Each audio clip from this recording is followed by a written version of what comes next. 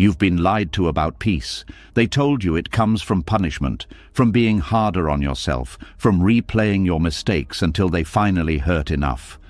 But if that were true, why does peace disappear the more you blame yourself?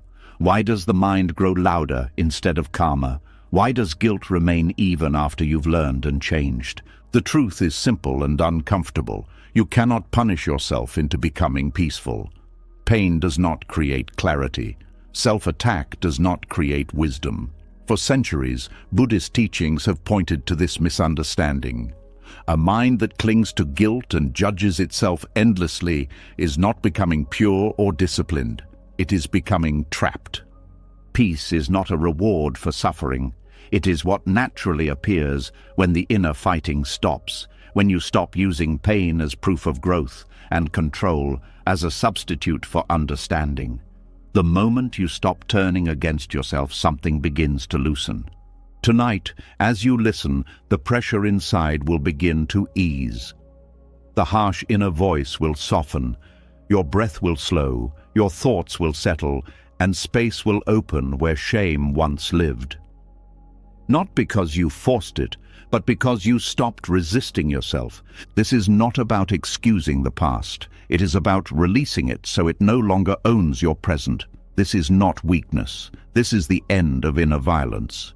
You cannot punish yourself into becoming peaceful, but you can learn to let go, forgive, and finally rest.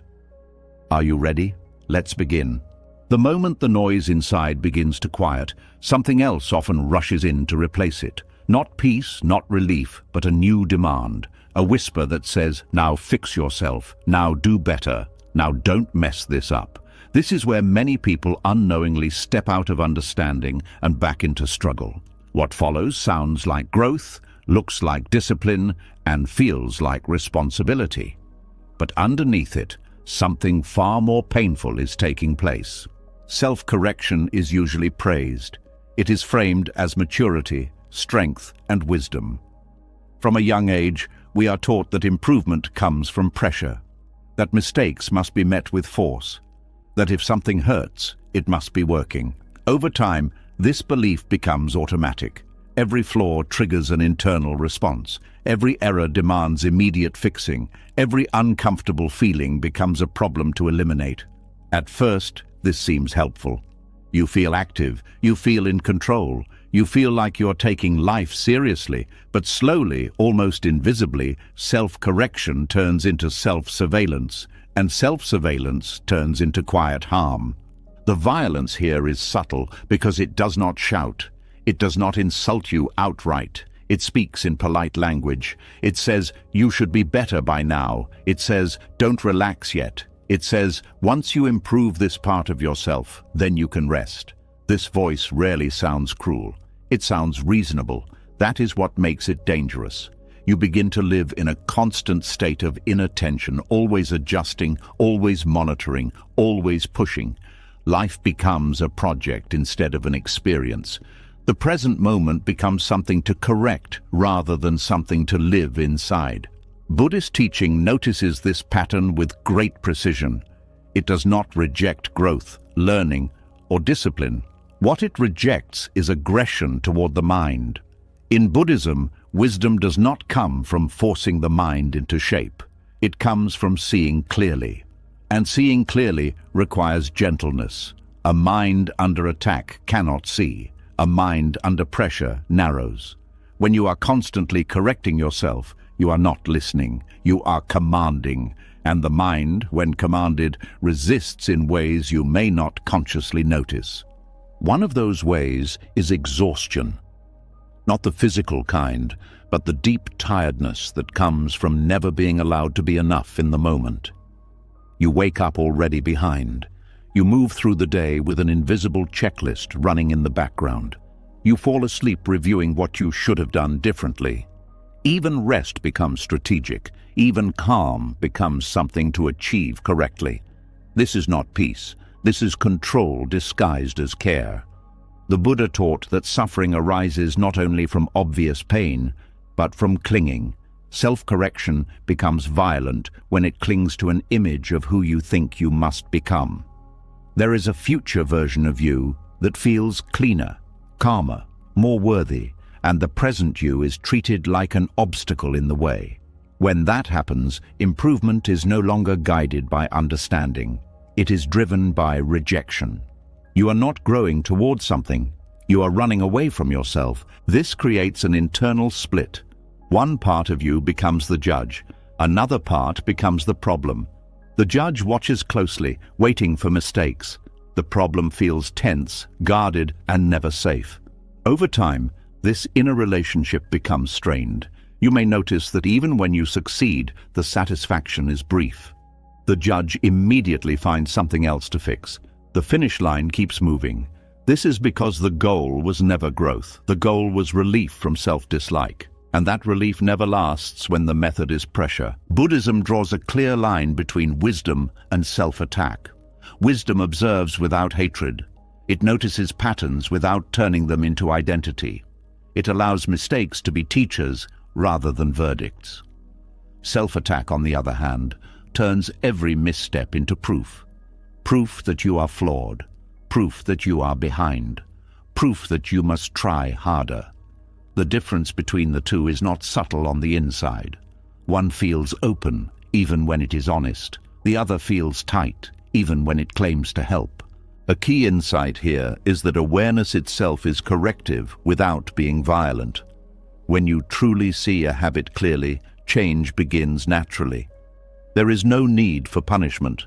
Fire does not need to be angry at itself to stop burning your hand. The hand pulls away because it understands. In the same way, when the mind understands suffering, it loosens its grip. But understanding cannot happen in an atmosphere of fear.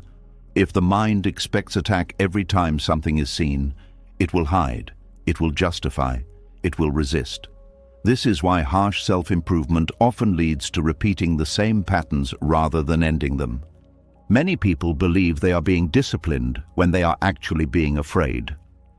Afraid that if they stop correcting themselves, everything will fall apart. Afraid that compassion will make them lazy. Afraid that without pressure, they will lose direction. Buddhism challenges this fear directly. It teaches that clarity is stronger than force, that kindness toward the mind creates stability, not weakness, that a calm mind sees consequences more clearly than a stressed one ever could. When self-correction becomes violent, it also disconnects you from life. You are rarely where you are. You are in evaluation mode, talking to someone while adjusting yourself, eating while thinking about how you should eat better, resting while judging how you rest. This constant inner commentary drains joy from ordinary moments. Nothing is neutral. Everything is material for improvement. Even happiness becomes suspicious, something that must be justified or earned. The Buddha described this as restlessness, a state where the mind cannot settle because it is always reaching or rejecting. Relentless self-improvement feeds this restlessness. It tells the mind that stillness is unsafe. That pause means stagnation, that you must always be doing something to deserve being here. Over time, this belief becomes painful. You may feel anxious when nothing is wrong. You may feel guilty when you relax. You may feel uneasy when things are calm. This is the cost of confusing wisdom with pressure. True wisdom does not rush. It has patience. It understands that change rooted in fear collapses under stress, while change rooted in clarity holds steady. When you stop attacking yourself, you do not stop learning. You start learning better. You notice causes instead of assigning blame. You see conditions instead of flaws. You become curious rather than critical. And curiosity opens doors that force never could. There is also a hidden arrogance inside violent self-correction.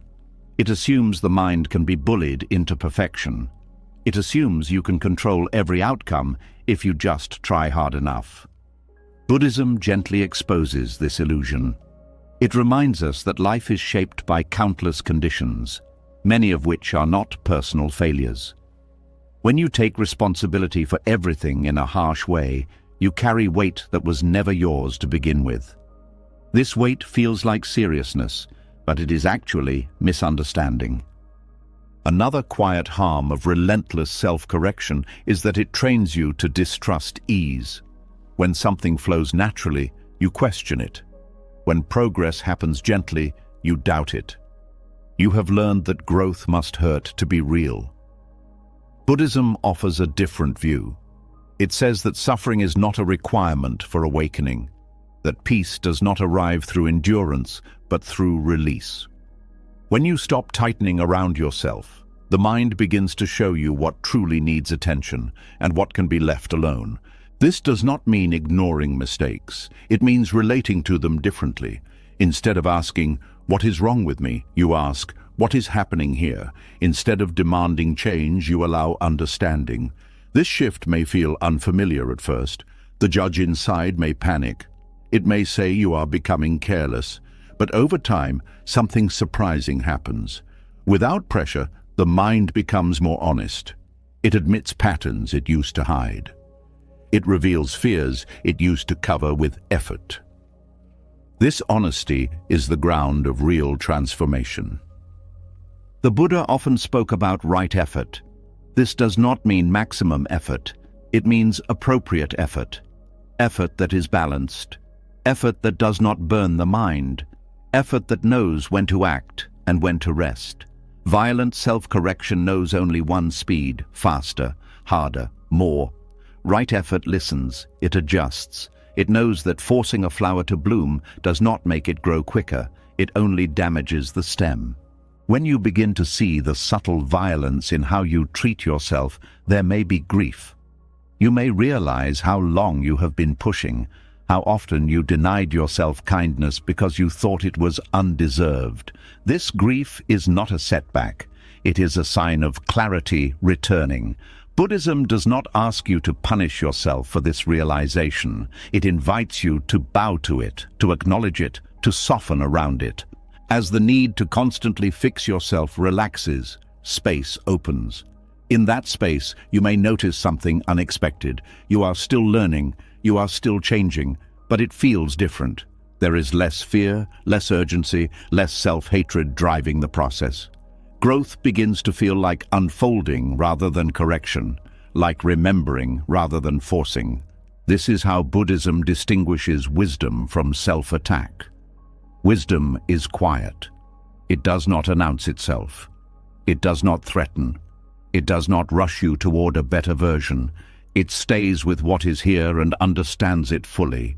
From that understanding, action arises naturally, without violence, without punishment, without the belief that peace must be earned through pain.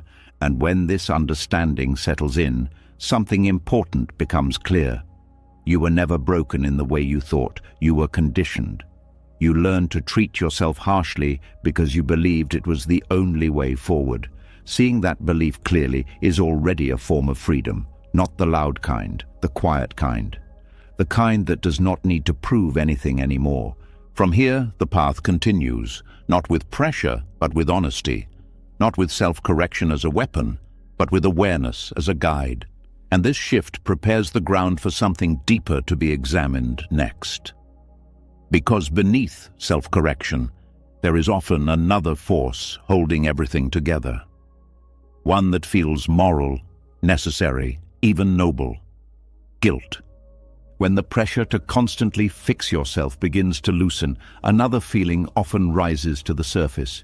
It doesn't shout, it doesn't rush. It simply sits there, heavy and familiar. It says, even if I stop attacking myself, I still owe something. This is where many people get stuck. The whip is put down, but the weight is still carried. That weight is guilt. Guilt is often misunderstood as a sign of conscience, depth, or goodness. From early on, many of us learn that feeling guilty means we care. That if we stop feeling guilty, something is wrong with us. Guilt becomes proof that we are moral, responsible, and aware. But Buddhism looks at guilt very differently. It does not treat guilt as wisdom. It treats it as attachment. And not just any attachment, but a particularly clever one. At first glance, guilt looks like humility. It looks like accountability. It looks like regret doing its job. But when examined closely, guilt often reveals something else. It keeps the story of me alive, the one who failed, the one who hurt someone, the one who should have known better, the one who must carry this feeling to prove sincerity. This identity becomes familiar. Painful, yes, but familiar. And the mind clings to what it knows, even when it hurts. Buddhism teaches that attachment is not only about pleasure. We can become attached to pain, roles and stories just as strongly. Guilt is one of the most socially acceptable forms of attachment. No one questions it. In fact, people praise it. At least you feel guilty, they say, as if guilt itself were a form of repair. But guilt does not fix what happened. It only keeps the self at the center of the story. When you cling to guilt, the focus quietly shifts. Instead of paying attention to the harm itself, the attention stays on how bad you feel. Instead of responding wisely to consequences, the mind loops around self-judgment. This looping feels like responsibility, but it is actually self-absorption in disguise. The ego survives not by pride alone, but by self-condemnation. Both keep the sense of I strong and active. This is why guilt can last long after a lesson has been learned, long after behavior has changed, long after forgiveness has been offered by others. The guilt remains because it has become part of who you think you are. Letting it go feels wrong, not because the guilt is useful, but because it feels like erasing proof that you cared. The mind whispers, if I stop feeling guilty, it means it didn't matter. Buddhism gently exposes this lie. In Buddhist understanding, remorse and guilt are not the same. Remorse is clean, it sees harm clearly, it acknowledges it, it learns, and then it moves forward with care. Guilt is sticky, it keeps replaying the past, it keeps reopening the wound. It says, I am bad, instead of, that action caused suffering. One leads to wisdom, the other leads to stagnation. Clinging to guilt also creates a false sense of control. As long as you feel guilty, it feels like you are doing something about the past. It feels active. It feels like atonement. But the past cannot be controlled, and trying to manage it through guilt only tightens the mind. Buddhism teaches that true responsibility lives in the present, not in endless punishment for what cannot be changed. There is also fear hidden inside guilt. Fear that without it you will repeat the mistake. Fear that compassion will make you careless. Fear that forgiveness equals permission. But Buddhism does not confuse forgiveness with forgetting or approval. Letting go of guilt does not mean denying harm. It means releasing the emotional attachment to self-blame so that clear action can happen now. When guilt is held tightly, it often blocks real repair. Apologies become heavy and self-centered. Change becomes forced and anxious. Relationships feel strained because guilt demands reassurance. Tell me I'm not a bad person. This is not healing, it is dependence. Buddhism points out that when the self is still busy punishing itself, it cannot fully attend to others. True repair requires presence, not self-absorption. Another overlooked aspect of guilt is how it keeps suffering alive internally, long after it has ended externally. The event is over, the consequence has passed, but the mind keeps recreating it. This repetition feels justified, it feels responsible, but it is still suffering being generated in the present. Buddhism is very clear about this. Suffering created now, even in the name of morality, is still suffering. Letting go of guilt feels uncomfortable at first because the ego protests. The ego says, if I release this, who am I? For many people, guilt has become a form of identity. It gives shape to the self. It gives a role, the one who messed up, the one who carries this burden. Releasing guilt can feel like stepping into emptiness. Buddhism does not see this emptiness as a problem. It sees it as freedom. Spiritual maturity, in Buddhist terms, does not mean being perfect. It means seeing clearly and responding wisely. Carrying guilt indefinitely does not increase wisdom. It dulls it. It narrows perception. It keeps the mind locked in the past.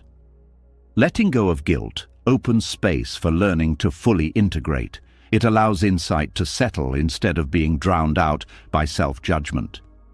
There is also a quiet pride hidden in guilt. Not always obvious, but present. I feel worse than others would. I punish myself more than necessary. I will never let myself forget. This extreme self-condemnation can feel noble, but it still centers the self. Buddhism invites humility of a different kind, the humility of recognizing that you are not the center of the universe and that your suffering does not fix what happened. When guilt loosens, something surprising often appears. Care. Care without drama, care without self-hatred. You still don't want to cause harm. In fact, you become more sensitive to it. But your motivation changes. You act from understanding, not fear. From awareness, not punishment. This is why letting go of guilt is not moral failure. It is moral clarity. Buddhist practice often emphasizes releasing unwholesome mental states. Guilt that no longer serves learning is considered unwholesome, not because it is bad, but because it produces more suffering without benefit. Holding on to it is like gripping a hot coal to show how sorry you are. The heat continues, but nothing is healed. There is a difference between taking responsibility and carrying guilt. Responsibility is light enough to move with. Guilt is heavy and paralyzing. Responsibility asks, "What now?" Guilt asks, "What's wrong with me?" One looks forward, the other circles endlessly. Buddhism always points toward freedom from unnecessary suffering, even when the suffering feels justified. Letting go of guilt does not happen through force. You cannot shame yourself out of shame. It happens through understanding. Through seeing that guilt is a mental habit, not a moral requirement. Through noticing how it tightens the body, narrows the breath, and keeps the mind looping. Awareness begins to weaken its grip, not all at once, but gradually. As guilt fades, there may be a strange quiet. The mind may search for something to hold on to. This is normal. Buddhism teaches that the mind is used to clinging. When one attachment loosens, it looks for another. This is why the path continues, not to replace guilt with pride, but to rest in clarity without needing an identity built on pain. When guilt is finally seen for what it is, attachment rather than virtue, a new kind of strength appears, a steadier one. You stop needing to prove that you are good by suffering. You stop measuring sincerity by pain. You begin to trust understanding instead of punishment. This trust does not make you careless. It makes you present. From this place, the question naturally shifts. If guilt is not the path to peace, and self-punishment is not the path to growth, then what is? What allows the mind to finally settle without fear of becoming morally empty? What remains when guilt no longer props up the sense of self? These questions lead directly into the next realization, one that challenges a belief many people hold without ever questioning it: the belief that peace must be earned. When guilt loosens its grip, the mind often reaches for something else to hold itself together. The pain is lighter now, but a quiet question appears underneath it. Have I done enough yet?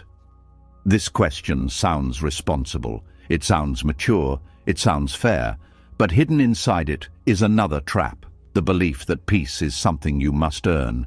This belief runs deep. It shows up in small thoughts and big ones. Once I fix this part of myself, then I'll be calm. After I make up for the past, then I can rest. If I just become better, wiser, more disciplined, then peace will arrive. At first, this feels hopeful. It gives direction, it gives motivation, but slowly it turns peace into a prize that is always just out of reach. Buddhism challenges this belief at its root. It says peace is not a reward. It is not a payment for good behavior. It is not something the mind deserves after enough effort. Peace is what is left when the struggle to deserve finally ends. It is uncovered, not achieved. And this distinction changes everything.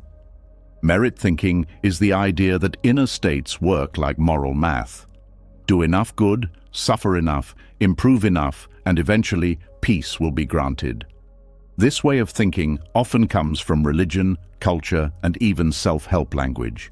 It feels logical. It appeals to fairness. But the mind is not a courtroom, And peace is not a verdict. When you approach inner peace as something to earn, you unknowingly postpone it. This is because merit thinking keeps the mind future-focused. Peace is always later, always conditional, always dependent on becoming someone else. The present moment becomes a waiting room. You're never quite allowed to rest where you are. Even moments of calm are watched closely, measured and questioned. Is this real peace? Do I deserve this? Will it last? These questions quietly pull you back into effort. Buddhism teaches that liberation does not come from adding something to the mind. It comes from removing confusion. Peace is already present beneath the noise, the habits, the clinging. It does not need to be created. It needs to be revealed. But merit thinking covers it up with constant striving. One of the most subtle harms of trying to earn peace is that it keeps self-judgment alive. Even when guilt fades, evaluation remains. You begin to measure your thoughts, your reactions, your spiritual progress. You watch yourself closely, not with curiosity, but with a scorecard.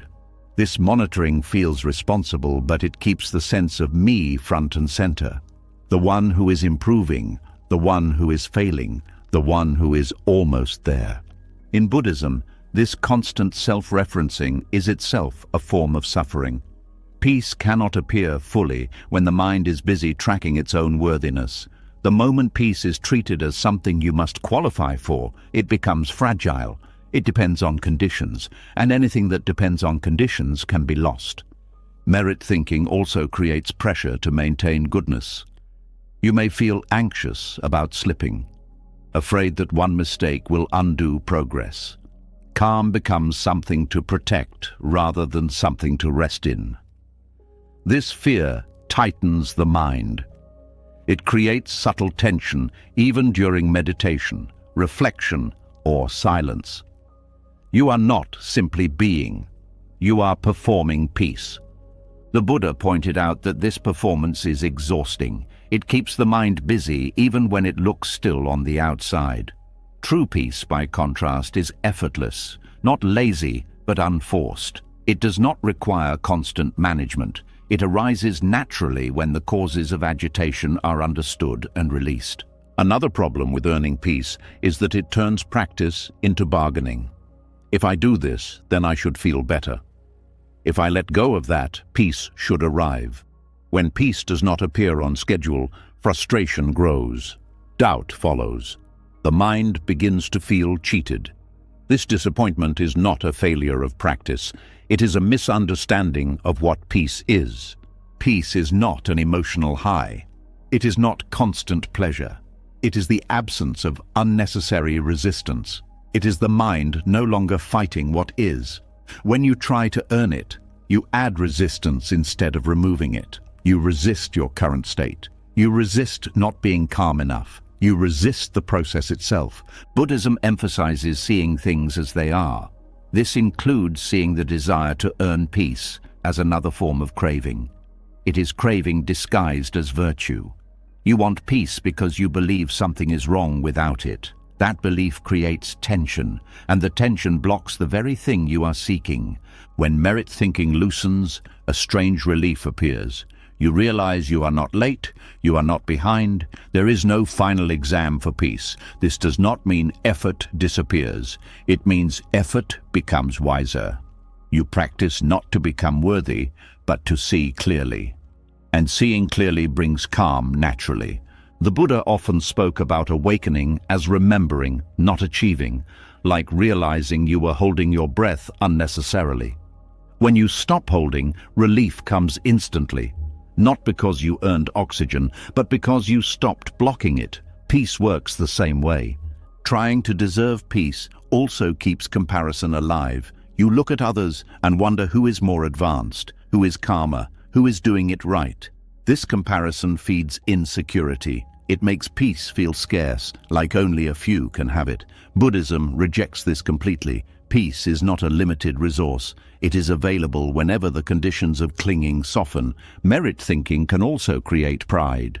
I worked hard for this calm. I suffered enough to deserve this. This pride may feel subtle, but it creates separation. It strengthens identity, and where identity tightens, peace thins out. Buddhism teaches that peace deepens as the sense of a solid self relaxes, not as it is polished. Another overlooked cost of earning peace is burnout. Many people become tired of trying to be better all the time. They give up, not because peace is impossible, but because the approach was exhausting. They confuse the failure of the method with the failure of the path. Buddhism would say the effort was pointed in the wrong direction. Too much doing, not enough seeing. Peace uncovered feels different from peace earned. Earned peace feels conditional. It feels like it could disappear if you slip. Uncovered peace feels stable. It does not depend on perfection. It allows mistakes without collapse. It allows emotions without panic. This stability comes from understanding, not control. Letting go of merit thinking can feel risky. The mind may ask, if I stop striving, will I become careless? Buddhism answers this clearly. When you see suffering clearly, you naturally avoid causing it. You don't need punishment or rewards to guide you. Understanding becomes the guide. This is a more reliable foundation than fear or ambition. There is also a deep kindness in realizing peace is not earned. It means you do not have to wait to be worthy. You do not have to become someone else. You do not have to clean yourself up before resting. This kindness is not indulgence. It is realism. It acknowledges that struggle does not purify the mind. Clarity does. As this insight settles, the mind begins to rest more easily in the present. Not because everything is resolved, but because the demand for resolution has softened. You stop postponing peace. You stop treating calm as a finish line. You begin to notice quiet moments that were always there, but ignored because they didn't feel earned. This shift does not make life perfect. Challenges remain, emotions still rise, but they are met differently, without the added layer of "I shouldn't be feeling this yet." Without the belief that peace has been delayed. The mind becomes more spacious, less defensive, more honest. When peace is understood as uncovered rather than deserved, practice becomes lighter. You engage with life directly, not as a test, but as a teacher. Every experience becomes informative rather than evaluative. This is liberation in the Buddhist sense. Not escape from life, but freedom within it. As merit thinking fades, another realization quietly appears. Even without striving, suffering still arises at times. Old habits resurface, reactions happen, and when they do, a new temptation emerges. The urge to judge yourself harshly again, to see suffering as failure, to turn inward with blame. This brings us to another layer that must be understood. How the mind creates future pain through self-judgment itself. The unseen consequences of turning against yourself. The karma of self-hatred. As merit thinking starts to fade, the mind finally tastes a quieter kind of relief. Not the relief of "I passed," but the relief of no longer having to audition for peace. And yet, even in that new space, something old can still rise up fast. A familiar reflex, a harsh comment toward yourself, a sudden tightening in the chest, a thought that says, "See, you're still like this." It can happen after a small mistake, a strong emotion, a relapse into an old habit, or even a day when you simply feel low for no clear reason. This is the moment many people don't understand. They assume they've returned to the beginning. They assume the calm was fake. They assume the path is broken. But what's really happening is deeper. The mind is showing you one of its strongest old habits, self-hatred disguised as being realistic. And Buddhism treats this not as a minor issue, not as a personality quirk, but as a cause that plants suffering into the future the same way harmful actions toward others do. Self-hatred often gets a free pass because it looks private. No one sees it. No one gets bruised on the outside. You can still function, still work, still smile, still be fine. But inwardly, a war is taking place. And Buddhism is very clear about one thing. The mind does not escape the effects of what it repeatedly creates. Inner cruelty is still cruelty. It still leaves traces. It still shapes your next moment, your next choice, your next relationship with life. In Buddhist teaching, karma is not a punishment handed down by the universe. It is a pattern of cause and effect. It is the way intention shapes the mind. What you repeat becomes your direction. What you feed becomes your home. Every time you strike yourself with harsh judgment, you strengthen the habit of striking. Even if the target is you, the action is still the same kind of action. It is aggression, and aggression, repeated, becomes a condition that returns suffering again and again. This is why self-hatred never stays in one place. It spreads. It leaks into how you interpret events. It leaks into how you treat your body. It leaks into how you speak, how you listen, how you handle conflict, how you handle success, how you handle love. Self-hatred becomes a lens, and when you wear that lens long enough, the world starts to look like evidence against you. Harsh self-judgment creates future suffering in a very practical way. It trains the brain to search for failure. It makes you overly alert to what's wrong. That vigilance feels like safety, but it is actually stress. When the mind expects attack, it becomes defensive. And a defensive mind is less flexible, less creative, less patient, and more reactive. So the very habit you use to improve becomes the habit that makes life harder. A self-hating mind also changes how you learn. Learning requires openness. It requires being able to see your actions clearly without collapsing into shame. But when the mind believes mistakes equal worthlessness, it stops learning cleanly. It becomes afraid of seeing. It becomes afraid of honesty. It starts hiding, rationalizing, avoiding, or overcompensating. The mistake is no longer a lesson. It becomes a threat to identity. This is one way self-hatred creates future mistakes, which then create more self-hatred. The wheel turns smoothly because the mind calls it discipline. Another way self-hatred plants suffering is through the body. A harsh inner voice is not just words, it is chemistry. It is tension in the shoulders, tightness in the throat, a shallow breath, a stomach that won't settle. Over time, living under inner attack trains the nervous system to stay on guard. Even when nothing is happening, the body stays ready for danger. Sleep becomes lighter, rest becomes harder. Peace feels unfamiliar. You may call it anxiety, but often it is simply the body adapting to an environment that never became safe. The environment is internal. Buddhism speaks of suffering as something you can feel directly, not only as an idea.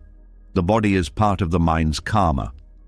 When you repeatedly treat yourself like an enemy, the body starts living like it is surrounded by enemies. This is why self-hatred can feel exhausting even on quiet days. The mind is not only thinking painful thoughts, it is maintaining a state of war. Self-hatred also shapes the future through how you relate to pleasure and goodness. When you dislike yourself, joy can trigger suspicion. You may feel that ease is not allowed, that happiness is irresponsible, that comfort is a trap. You might unconsciously sabotage good moments because they don't match your inner identity. If you've lived as the one who is wrong, then being okay feels like a lie. The mind may pull you back into familiar pain because it feels true. This is one of the saddest forms of karma. Suffering becomes a comfort zone. There is also the karma of shrinking. When self-hatred is present, you take fewer risks. You speak less honestly. You reach out less. You try less. Not because you don't want life, but because you expect yourself to fail. You may call it being realistic, but it is often fear wrapped in self-judgment. And each time you shrink, the mind learns a lesson. The world is too dangerous for me. That lesson becomes a future prison. Buddhism points out that intention matters. If your intention is to harm yourself through judgment, even subtly, the mind absorbs that intention. It becomes the background tone. You may meditate, pray, read wise teachings, listen to calm voices, but the inner tone still says, I do not deserve to be at ease. That tone becomes the real teacher because it is repeated most often. This is why outwardly good actions can still feel empty when self-hatred remains. You can help others and still feel unworthy. You can achieve success and still feel like a fraud. You can receive love and still feel like you are borrowing something that will be taken back. The problem is not the world. The problem is the inner conclusion. And every time you repeat that conclusion, you plant it deeper. Self-hatred also affects how you interpret other people. When you carry harsh judgment inside, you tend to expect judgment outside. You assume others see you the way you see you. You may misread neutral expressions as rejection. You may take small feedback as a personal attack. You may anticipate betrayal even when no betrayal is happening. This creates future suffering in relationships, not because people are cruel, but because the mind is scanning for proof. And when it scans long enough, it finds something, or it creates something through tense behavior, distance, or defensiveness. This is an important point in Buddhist psychology. States of mind condition perception. A mind filled with self-hatred does not see clearly. It sees through pain. So even if the world offers kindness, it may not land. Even if someone forgives you, you may not believe it. Even if life gives you a fresh start, you may feel you must keep paying for the past. The suffering continues not because the past is still happening, but because the mind keeps recreating it. Karma is also habit energy. The mind moves where it has moved before. If you have practiced self-hate for years, it becomes fast, automatic. It appears before wisdom has time to speak. This is why a small mistake can trigger a big collapse. The collapse isn't about the mistake. It's about the deep pathway that is already carved. Buddhism does not blame you for having this pathway. It simply says, what is conditioned can be reconditioned. But it must be seen clearly, and it must be met with a different intention. A harsh mind often believes it is preventing future harm. If I punish myself, I won't do it again. But look closely. Has self-hatred truly made you kinder? Has it truly made you calmer? Has it truly made you more stable? Often it does the opposite. It makes you more tense, and tension increases reactivity.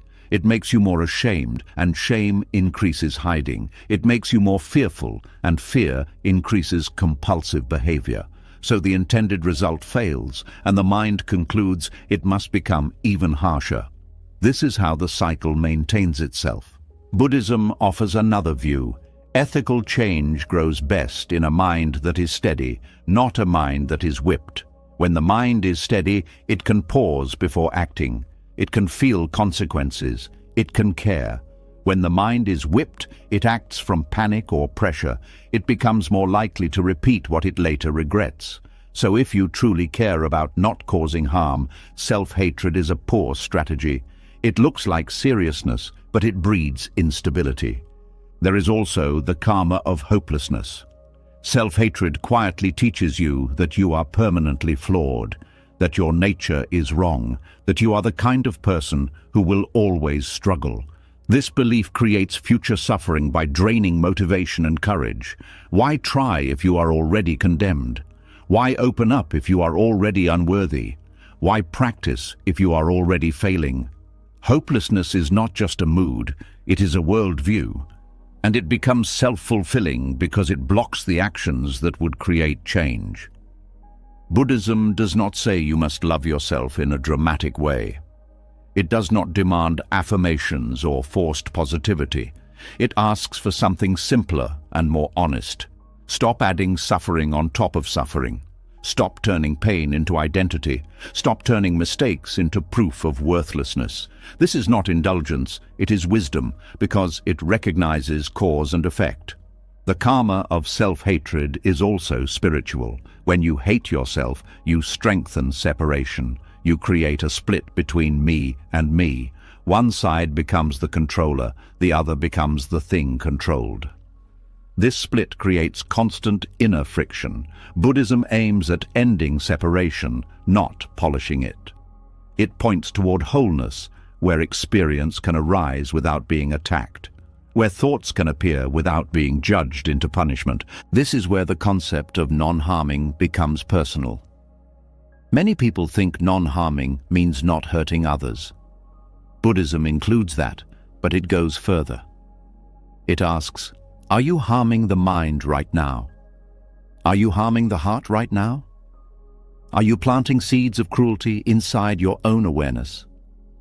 Because those seeds do not stay hidden. They grow. They shape speech. They shape decisions. They shape the way you treat people when you are tired, stressed, disappointed, or afraid. Self-hatred also blocks insight by keeping the mind cloudy. A mind in hatred is not curious. It is condemning. It does not ask, what led to this action? It says, I am terrible. That statement feels final, but it explains nothing. It reveals nothing. It teaches nothing. It is a dead end. Buddhism values insight, which means seeing conditions, causes, and patterns. Insight leads to freedom because it reveals what can change. Self-hatred hides conditions under a blanket of identity. That is why it creates future suffering. It prevents the very understanding that would end the pattern. There is a form of karma that comes from how you speak to yourself. Words become atmosphere. If the inner language is harsh, the inner world becomes harsh. Even when you are alone, you are living in a certain environment. Over time, that environment shapes your temperament. You may become less patient, less trusting, more cynical, more withdrawn. You may not connect these traits to self-hatred, but the link is strong. Living under constant criticism produces a certain kind of personality. The same way living under constant rain produces a certain kind of landscape. And still, many people keep self-hatred because it feels like truth. They confuse intensity with honesty. They think gentleness is denial. Buddhism challenges this. It says the most honest mind is the least offensive, the least violent. The mind that sees clearly does not need to scream. It does not need to insult. It does not need to crush the self. It simply sees cause and effect and responds wisely. So what breaks the karma of self-hatred? Not more hatred toward the hatred, not a new inner war. The first step is recognition, not intellectual, but real recognition.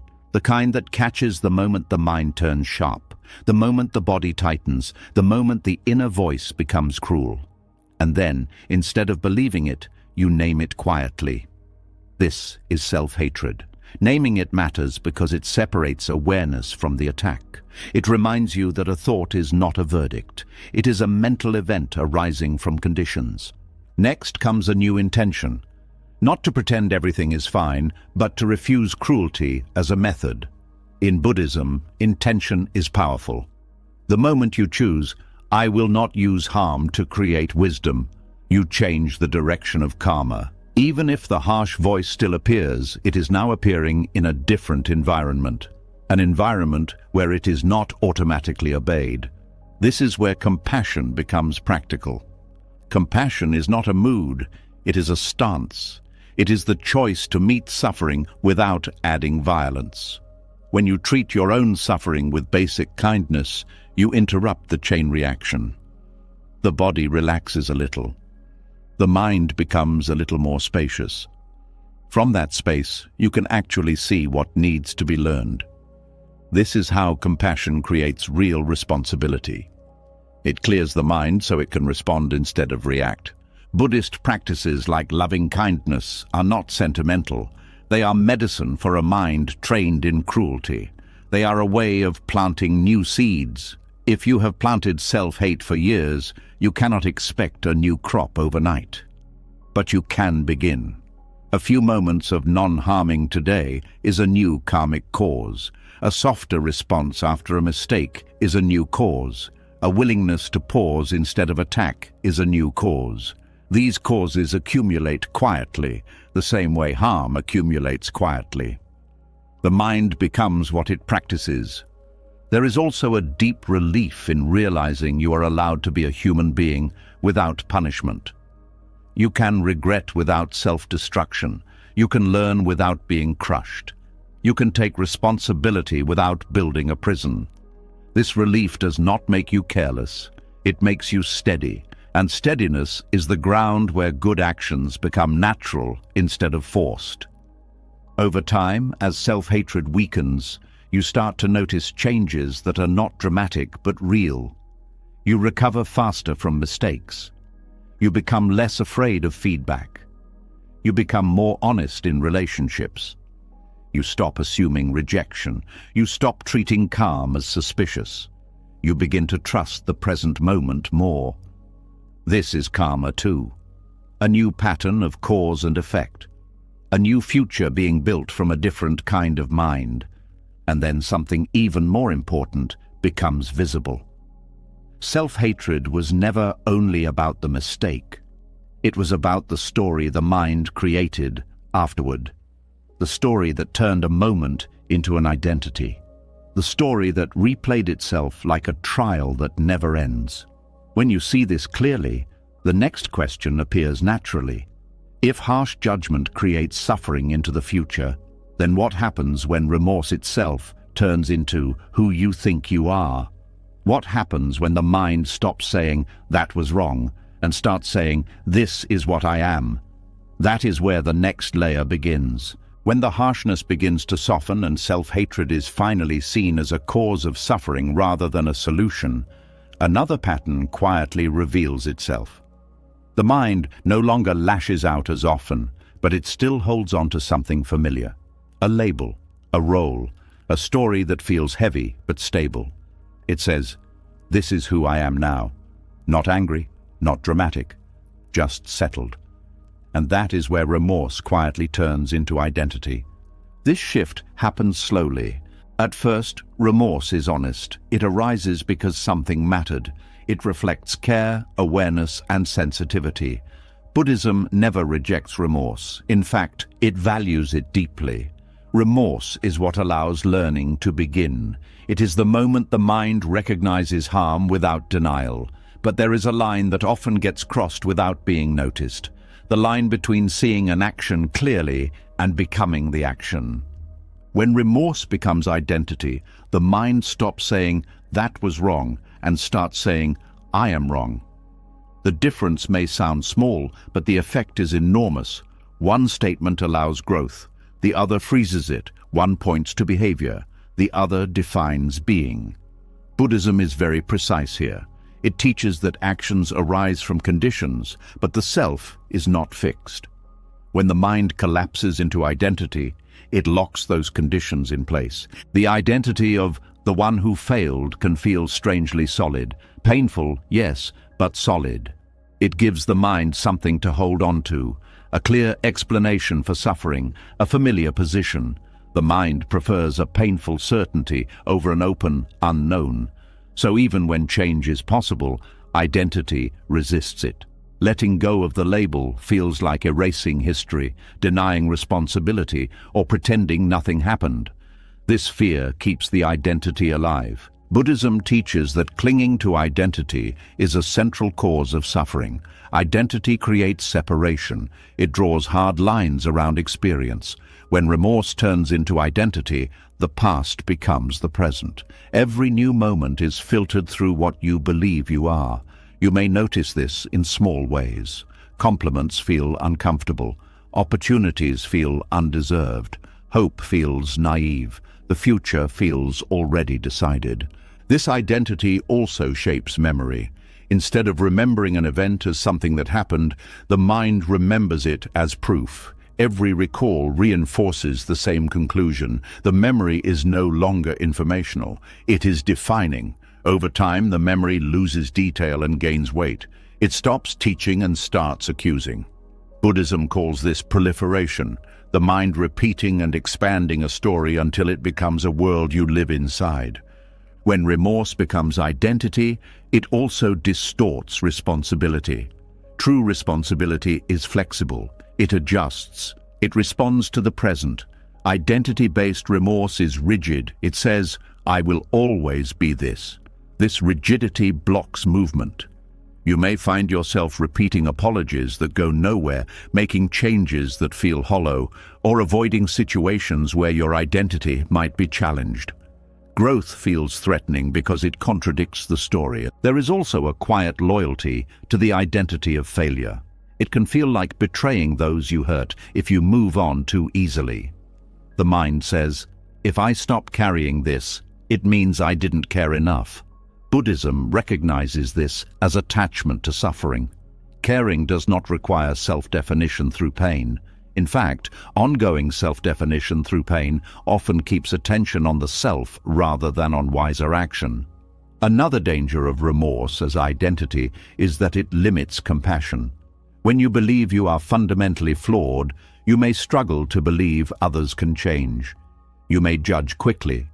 You may expect disappointment. Or you may excuse harm because you believe people are stuck. The inner story becomes a lens through which you see the world. Buddhism points out that seeing impermanence clearly is what allows compassion to stay alive. Identity denies impermanence. The identity of failure also changes how you practice spiritually. Practice becomes a way to fix who you are rather than understand what is happening. Meditation becomes heavy. Reflection becomes self-analysis. Teachings feel distant, as if they apply to better people. This is not humility. It is a misunderstanding of the path. Buddhism teaches that awakening is not about becoming worthy. It is about seeing clearly that the fixed self you are trying to repair does not exist in the way you think. Remorse without self-definition looks very different. It is clean. It acknowledges harm fully, without drama and without denial. It feels the weight of consequence without turning it into identity. It learns, adjusts, and releases. Buddhism often uses the metaphor of seeing a thorn and removing it. You don't keep the thorn to prove you were hurt. You remove it so the wound can heal. One of the reasons remorse turns into identity is that the mind mistakes intensity for truth. Strong feelings feel convincing. If the pain is deep, the conclusion must be real. But Buddhism teaches that intensity does not equal accuracy. Emotions arise due to conditions. They pass when conditions change. Identity claims permanence where there is none. This is why the Buddha emphasized non-self, not as an abstract idea, but as a practical tool. When you see that thoughts, emotions, and memories arise and pass, the grip of identity weakens. You can experience remorse without becoming remorse. You can feel regret without turning into the regretful one. This creates space, and in that space, wisdom functions. Another subtle harm of remorse as identity is how it affects time. The past becomes heavy. The future becomes thin. You may feel like you are living behind your own life, always catching up, always compensating. Buddhism teaches that liberation happens now, not because the past disappears, but because it stops defining the present. When identity loosens, time opens. There is also a social cost. When you see yourself as the one who failed, you may unconsciously seek situations that confirm it. You may tolerate poor treatment. You may stay small. You may avoid joy because it feels out of character. This is not fate, it is conditioning. Buddhism teaches that identity shapes behavior, and behavior shapes future conditions. The cycle continues until it is seen. Remorse as identity can also create a strange form of pride. I will never forgive myself. I will always remember. These statements sound noble, but they still center the self. Buddhism invites a different humility, the humility of letting go. The humility of accepting that clinging to pain does not make you more ethical, it makes you less free. Learning to hold remorse without self-definition takes practice. The mind is used to collapsing, it wants clear labels. Buddhism offers tools to interrupt this habit. One is careful attention to language. Notice when the mind uses I am instead of this happened. Another is returning to the body. Identity lives in thought. The body lives in the present. Feeling the breath, the weight of the body, the contact with the ground brings you back to what is real now. Another tool is seeing conditions. Instead of isolating the self as the cause, you widen the lens. What pressures were present? What habits were active? What misunderstandings were operating? This is not excuse-making. It is accuracy. Buddhism values accuracy because it leads to effective change. Blame simplifies. Understanding liberates. When remorse is freed from identity, forgiveness becomes possible. Not forced forgiveness, not sentimental forgiveness, but practical forgiveness, the kind that allows you to act differently now. You stop carrying the past as a badge or a burden. You carry the lesson instead. This is what spiritual maturity looks like in Buddhism. Not purity, but flexibility. Not perfection, but responsiveness. It is important to see that letting go of identity does not erase memory. You still remember. But memory becomes information, not accusation. It informs choices rather than condemning being. This shift is subtle but powerful. Life becomes less heavy, not because nothing mattered, but because you stop turning meaning into punishment. As this understanding deepens, you may notice moments where the old identity tries to return, especially when you are tired, stressed, or disappointed. The mind may say, "Here it is again. This proves it." This is not failure, it is habit energy. Buddhism teaches patience here. Not indulgence, but steadiness. Each time you see the pattern without feeding it, the identity weakens. There is a quiet relief in realizing you do not have to be a fixed version of your past. That your worst moment is not your name. That remorse can exist without becoming a prison. This relief does not make you careless. It makes you more available to others, available to growth, available to peace. And yet, even as identity loosens, another temptation often appears.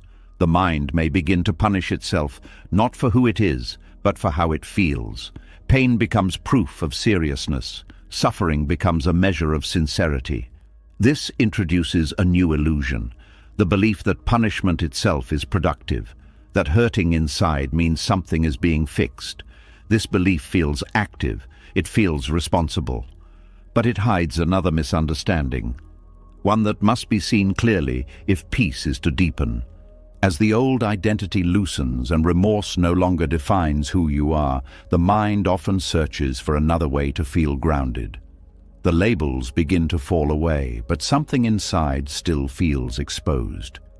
Without the familiar weight of guilt or identity, uncertainty appears, and right there, almost automatically, another habit steps in.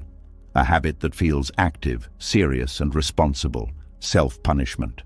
At first, self-punishment feels useful. It feels like doing something. When things feel unclear, unstable, or unresolved, punishing yourself creates a sense of structure. Pain becomes a boundary. Harshness becomes direction. The mind says, "At least I'm not ignoring this." And in that moment, uncertainty feels smaller. This is why self-punishment is so convincing. It creates the illusion of control. Control is deeply comforting to the human mind. Not because control is pleasant, but because uncertainty is frightening.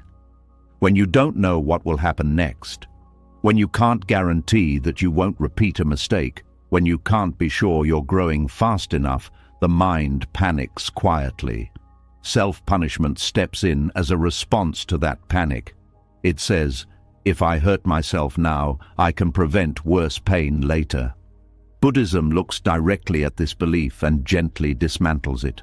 Punishing yourself feels productive because it mimics effort. It has intensity. It has urgency. It feels like responsibility in action. Sitting with uncertainty feels passive by comparison. Waiting, not knowing, allowing life to unfold feels risky. So the mind chooses pain because pain feels like movement. But movement is not the same as progress. Buddhism teaches that not all effort is wise effort. Some effort comes from fear, not clarity. Self-punishment belongs to this category. It is an attempt to force certainty where none exists. There is the mind saying, "I don't trust life, so I will tighten myself instead." That tightening creates temporary relief, but it does not resolve the fear underneath. It only distracts from it. When you punish yourself, you create a sense of moral order. You feel that something has been balanced. I did wrong, now I suffer. This feels fair, predictable, contained, but life does not work like a simple exchange. Suffering does not cancel suffering, and inner pain does not guarantee wiser action. Buddhism points out that this moral bookkeeping keeps the mind busy, but it does not make it free. The illusion of control shows up strongly after mistakes. The future suddenly feels uncertain. What if I do this again? What if I hurt someone again? What if I never change? These questions are uncomfortable because they have no immediate answers. Self-punishment gives the mind something concrete to do with that discomfort. It turns fear into pain. Pain feels familiar. Fear of the unknown does not. This is why many people punish themselves more when they care deeply. Caring increases uncertainty. When something matters, the risk feels higher. So the mind tries to protect what matters by tightening control. It believes that if it stays harsh enough, vigilant enough, unforgiving enough, it can prevent future harm. Buddhism does not deny the intention behind this. It questions the method. Fear of uncertainty is at the core of this habit. Uncertainty means you cannot guarantee outcomes. You cannot guarantee you will always act wisely. You cannot guarantee that change will stick. For the ego, this is terrifying. The ego wants assurance. It wants certainty. Self-punishment offers a false form of assurance. It says, as long as I'm hurting, I'm in control. But control achieved through pain is unstable. It requires constant reinforcement. The moment the pain eases, fear returns. This creates a cycle. Uncertainty arises. Self-punishment reduces it temporarily. Relief fades. Uncertainty returns. The punishment must intensify. Over time, the mind becomes dependent on harshness to feel safe. Gentleness feels dangerous. Calm feels irresponsible. Peace feels like losing vigilance. This is how self-punishment becomes habitual, even when it no longer feels effective. Buddhism teaches that true stability does not come from control, but from understanding impermanence. Everything changes, conditions shift, outcomes cannot be fully predicted. When the mind resists this truth, it suffers. When it accepts this truth, it relaxes. Self-punishment is a refusal to accept impermanence. It is an attempt to freeze the future through pain. There is also a belief hidden inside self-punishment that says suffering is a form of insurance. If I hurt now, life won't hurt me later. But this belief misunderstands how suffering works. Inner cruelty does not protect you from outer pain. It often makes you more vulnerable to it. A harsh mind is less flexible, less resilient, less able to adapt when things don't go as planned. Buddhism values resilience over rigidity. Another reason self-punishment feels productive is that it gives the mind a clear role. You become the enforcer, the controller, the one making sure things don't fall apart. This role gives identity and purpose. Letting go of it can feel like abandoning responsibility. But Buddhism distinguishes responsibility from domination. Responsibility responds, domination controls. One allows learning, the other blocks it. Self-punishment also simplifies complex situations. Life is messy. Mistakes arise from many conditions: emotions, habits, stress, misunderstanding, timing. Seeing this complexity requires patience. Punishing yourself collapses complexity into one conclusion: I am the problem. This feels clean, simple, but it is inaccurate, and inaccurate understanding creates future suffering. When you punish yourself, you also train your nervous system to associate learning with pain. Over time, this makes growth harder. The mind begins to resist insight because insight predicts punishment. Awareness becomes threatening. Reflection becomes uncomfortable. You may avoid looking closely at yourself because you know what's coming. This is how self-punishment quietly blocks the very clarity it claims to support. Buddhism emphasizes that awareness should feel spacious, not punishing. When awareness is gentle, the mind opens. When awareness is harsh, the mind contracts. A contracted mind cannot see clearly. It sees through fear, and fear distorts perception. This is why self-punishment ultimately increases uncertainty instead of resolving it. It clouds the mind while pretending to guide it. Another hidden cost of self-punishment is how it affects trust. Not just trust in others, but trust in yourself. If every mistake leads to inner attack, the mind learns that being human is dangerous. It becomes hypervigilant. It second-guesses every impulse. This constant monitoring feels like control, but it actually creates anxiety. Buddhism teaches that trust grows when the mind feels safe enough to be honest. Self-punishment removes that safety. There is also a deep fatigue that comes from trying to control life through pain. You may notice that even when nothing is wrong, you feel tense. Even during calm moments, part of you is bracing. This is the residue of self-punishment. The body remembers the stance of control. Relaxation feels unfamiliar. Letting go feels like losing grip on reality. Buddhism invites a different relationship with uncertainty. Instead of treating uncertainty as a threat, it treats it as a fact, a neutral condition of life. When uncertainty is accepted, the need for control softens. The mind no longer has to tighten itself to feel safe. It learns to respond moment by moment, rather than trying to dominate the future.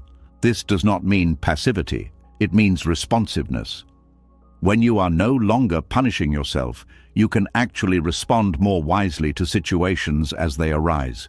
You are less reactive, less defensive, more present.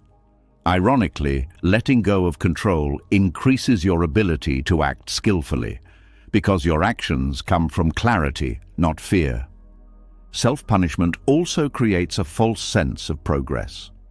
Pain feels like movement, so the mind assumes something is changing. But suffering alone does not guarantee learning. Buddhism makes this clear. Learning happens when the mind sees cause and effect clearly. Pain can accompany learning, but it is not the teacher. Understanding is the teacher. There is a quiet courage required to stop punishing yourself, because when you stop, uncertainty becomes visible. There is no buffer, no punishment to lean on, just the present moment, with all its unpredictability. This can feel exposed at first. The mind may protest. It may say, "You're being careless." But over time, something else emerges, a steadier confidence, not confidence in outcomes, but confidence in awareness. This confidence does not promise that you will never make mistakes again. It promises something more realistic, that when mistakes happen, you will be able to meet them without collapsing, that you will be able to learn without cruelty, that you will be able to adjust without fear. Buddhism values this kind of confidence because it is grounded in reality, not fantasy. When self-punishment loosens, the fear of uncertainty does not disappear overnight, but it becomes workable. You begin to see that uncertainty is not an enemy. It is simply the space where life happens. Trying to control that space through pain only makes it smaller. Allowing it gives it room to breathe. As this understanding deepens, the mind starts to question another long-held assumption, the idea that there must be a perfect balance between being harsh and being indifferent, the fear that if you let go of punishment, you'll slide into apathy. This fear leads many people to stay trapped between shame and numbness. They believe there is no middle ground, but Buddhism points to something quieter, more stable, and rarely talked about. A way to be accountable without destroying yourself. A middle way that does not rely on pain or avoidance. As the need to control the future through pain begins to loosen, a new fear often appears, quieter but sharp. It says, if I'm not hard on myself, I'll become careless.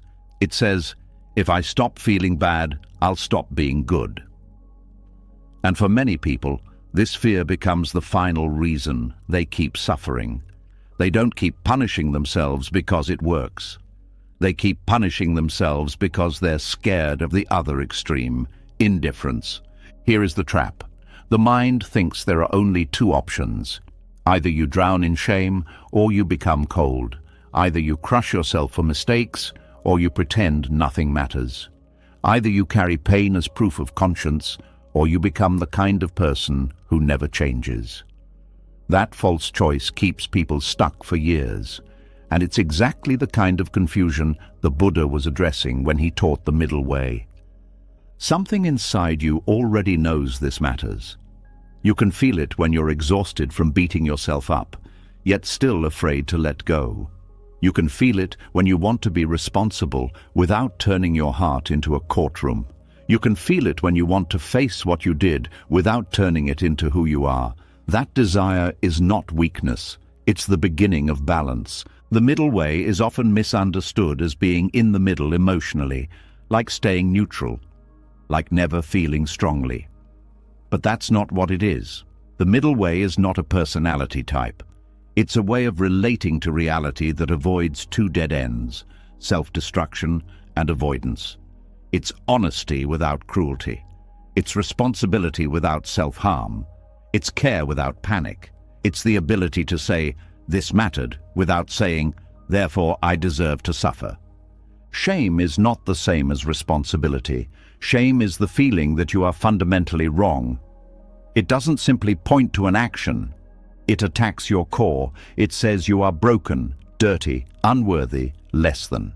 Shame makes everything personal. Even learning becomes dangerous because learning requires looking closely, and shame turns every look into a punishment. Shame does not open the mind. It shuts it down. It might force short-term obedience, but it creates long-term fear, and fear is not a stable foundation for ethical living. Indifference is the other dead end, and it has its own disguise. It looks like strength sometimes. It looks like moving on. It looks like not caring what people think. But often, indifference is not peace. It is shutdown. It is the heart going numb because feeling became too painful. It is the mind choosing distance because closeness required vulnerability. Indifference avoids shame, but it also avoids growth. It avoids repair. It avoids depth. It avoids the truth that actions have consequences and people have feelings. The middle way refuses both. It does not worship pain, and it does not run from truth. It allows remorse to exist without letting it become identity. It allows accountability to be real without turning it into self-hatred. And this is where many people get confused, because they've never been taught what accountability feels like when it's healthy. Healthy accountability feels clear. It is direct, it is specific, it is focused on behavior and impact, not on character and worth. It asks, what happened? What was the result? What conditions led to it? What can be done now? It does not ask, how bad am I? It does not ask, how much should I suffer? Those questions are not moral questions. They are self-punishment questions. They keep you stuck in the self instead of moving toward wisdom. In Buddhism, ethics is not built on shame. It is built on understanding suffering. When you understand that harm creates suffering, you naturally want to reduce harm. Not because you are terrified of being bad, but because you see clearly. You see how anger burns the one who holds it. You see how lies create fear. You see how careless words damage trust. You see how selfishness isolates. This seeing is not dramatic. It's simply honest, and honesty, when it's free from self-attack, becomes incredibly powerful. One reason people cling to shame is that shame feels like proof of sincerity. If you feel terrible, you must be taking it seriously. If you punish yourself, you must be moral. But sincerity is not measured by pain. It is measured by willingness to learn and adjust. The mind can suffer for years and still repeat the same patterns. That suffering might look like depth, but it can be a loop. Sincerity is shown in how you relate to the next moment, the next choice, the next conversation, the next opportunity to do better. The middle way teaches you to separate two things that shame blends together: the fact of the mistake and the story about the self. The fact is simple. Something happened. It had an effect. It can be acknowledged. It can be addressed. The story is what creates extra suffering. This proves I'm hopeless. This means I'm unlovable. This means I don't deserve peace. Buddhism treats this story as mental construction, not as truth. When you drop the story, you don't drop responsibility, you drop the poison. A key part of the middle way is learning how to hold discomfort without turning it into self-destruction. Because accountability involves discomfort. If you caused harm, you will feel something. If you broke trust, you will feel something. If you acted against your values, you will feel something. The middle way does not numb this. It allows the discomfort to be felt as information, but it refuses to turn it into violence. Here is how that looks in real life. You notice the tightness in your chest after you realize you hurt someone. Instead of spiraling into, "I'm a terrible person," you stay with the sensation and the fact. You admit clearly, that hurt them. You allow remorse to arise without adding a second arrow. In Buddhism, the first arrow is the natural pain of life. The second arrow is the extra pain created by the mind's resistance and self-attack. Shame fires the second arrow again and again. The middle way puts the bow down. Accountability without self-destruction also means making repair without begging for punishment. This is important. Many people unconsciously seek punishment because punishment feels like closure. If someone yells at you, if you are rejected, if you suffer enough, then the mind feels the debt is paid. But life does not always offer that kind of clear ending. Sometimes repair is quiet. Sometimes forgiveness is slow. Sometimes people move on without giving you the emotional release of being punished. The middle way teaches you to live without needing punishment as proof. You repair what you can. You apologize where it's appropriate. You change behavior. And you accept that the rest is not yours to control. This is where spiritual maturity shows up. Not in being perfect, but in being steady when there is no guarantee. Shame demands a dramatic emotional payment. Indifference refuses payment entirely. The middle way pays with presence and action. It says, "I am here. I will not disappear. I will face what happened. I will not abuse myself. I will do what is skillful now." Another part of balance is understanding intention without using it as an excuse. Sometimes harm happens without malice. Sometimes you were overwhelmed. Sometimes you were ignorant. Sometimes you were acting out of fear. The middle way can acknowledge this without minimizing impact. It can say, "I didn't mean to hurt you," and also say, "But I did, and I care." Shame turns intention into a courtroom defense or a personal condemnation. Indifference turns intention into a free pass. The middle way holds both realities, the inner causes and the outer consequences. To practice this, Buddhism often emphasizes mindfulness and clear comprehension. Mindfulness notices what is happening. Clear comprehension understands what is helpful and what is harmful. Together, they create a kind of inner leadership that does not require brutality. You start to catch the moment when the mind wants to swing to extremes, the moment it wants to collapse into shame, the moment it wants to shut down into whatever. You see the swing, and because you see it, you are not forced to obey it. A useful sign to watch for is urgency. Shame is urgent. It wants immediate emotional punishment. It says, "Fix this now by hurting." Indifference is also urgent in a different way. It says, "Get away from this feeling now." The middle way has less urgency. It can wait, it can stay, it can breathe. It understands that real change is often slow and that forcing speed creates distortion. This patience is not laziness, it is stability. Another sign is clarity. Shame creates fog. It overwhelms the mind with global conclusions. Everything becomes always and never. Indifference creates blankness. It avoids details so nothing has to be faced. The middle way is detailed. It stays specific. I raised my voice. I broke a promise. I avoided a conversation. Specificity is powerful because it gives you something real to work with. You can't repair "I am awful." You can repair, "I didn't show up when I said I would." Accountability without emotional self-destruction also includes boundaries. This is often missed.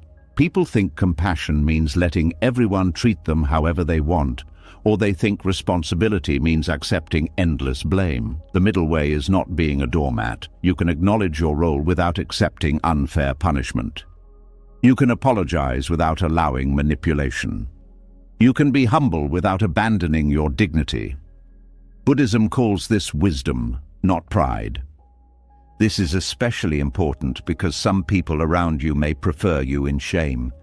Your shame can make them feel powerful, or your shame can make conflict simple for them. If you stay in shame, you are easy to control. The middle way may challenge the dynamics in relationships. It might feel uncomfortable at first because it is new. You may need to learn to say, "I hear you and I'm taking this seriously, but I will not attack myself to make this easier." That sentence is not arrogance, it is sanity. Indifference often develops when shame becomes unbearable. So if you have swung into numbness before, that is not a sign you don't care. It may be a sign you cared too much while having no healthy way to hold it. The middle way offers a third option: feeling without drowning, facing without collapsing, caring without bleeding out internally.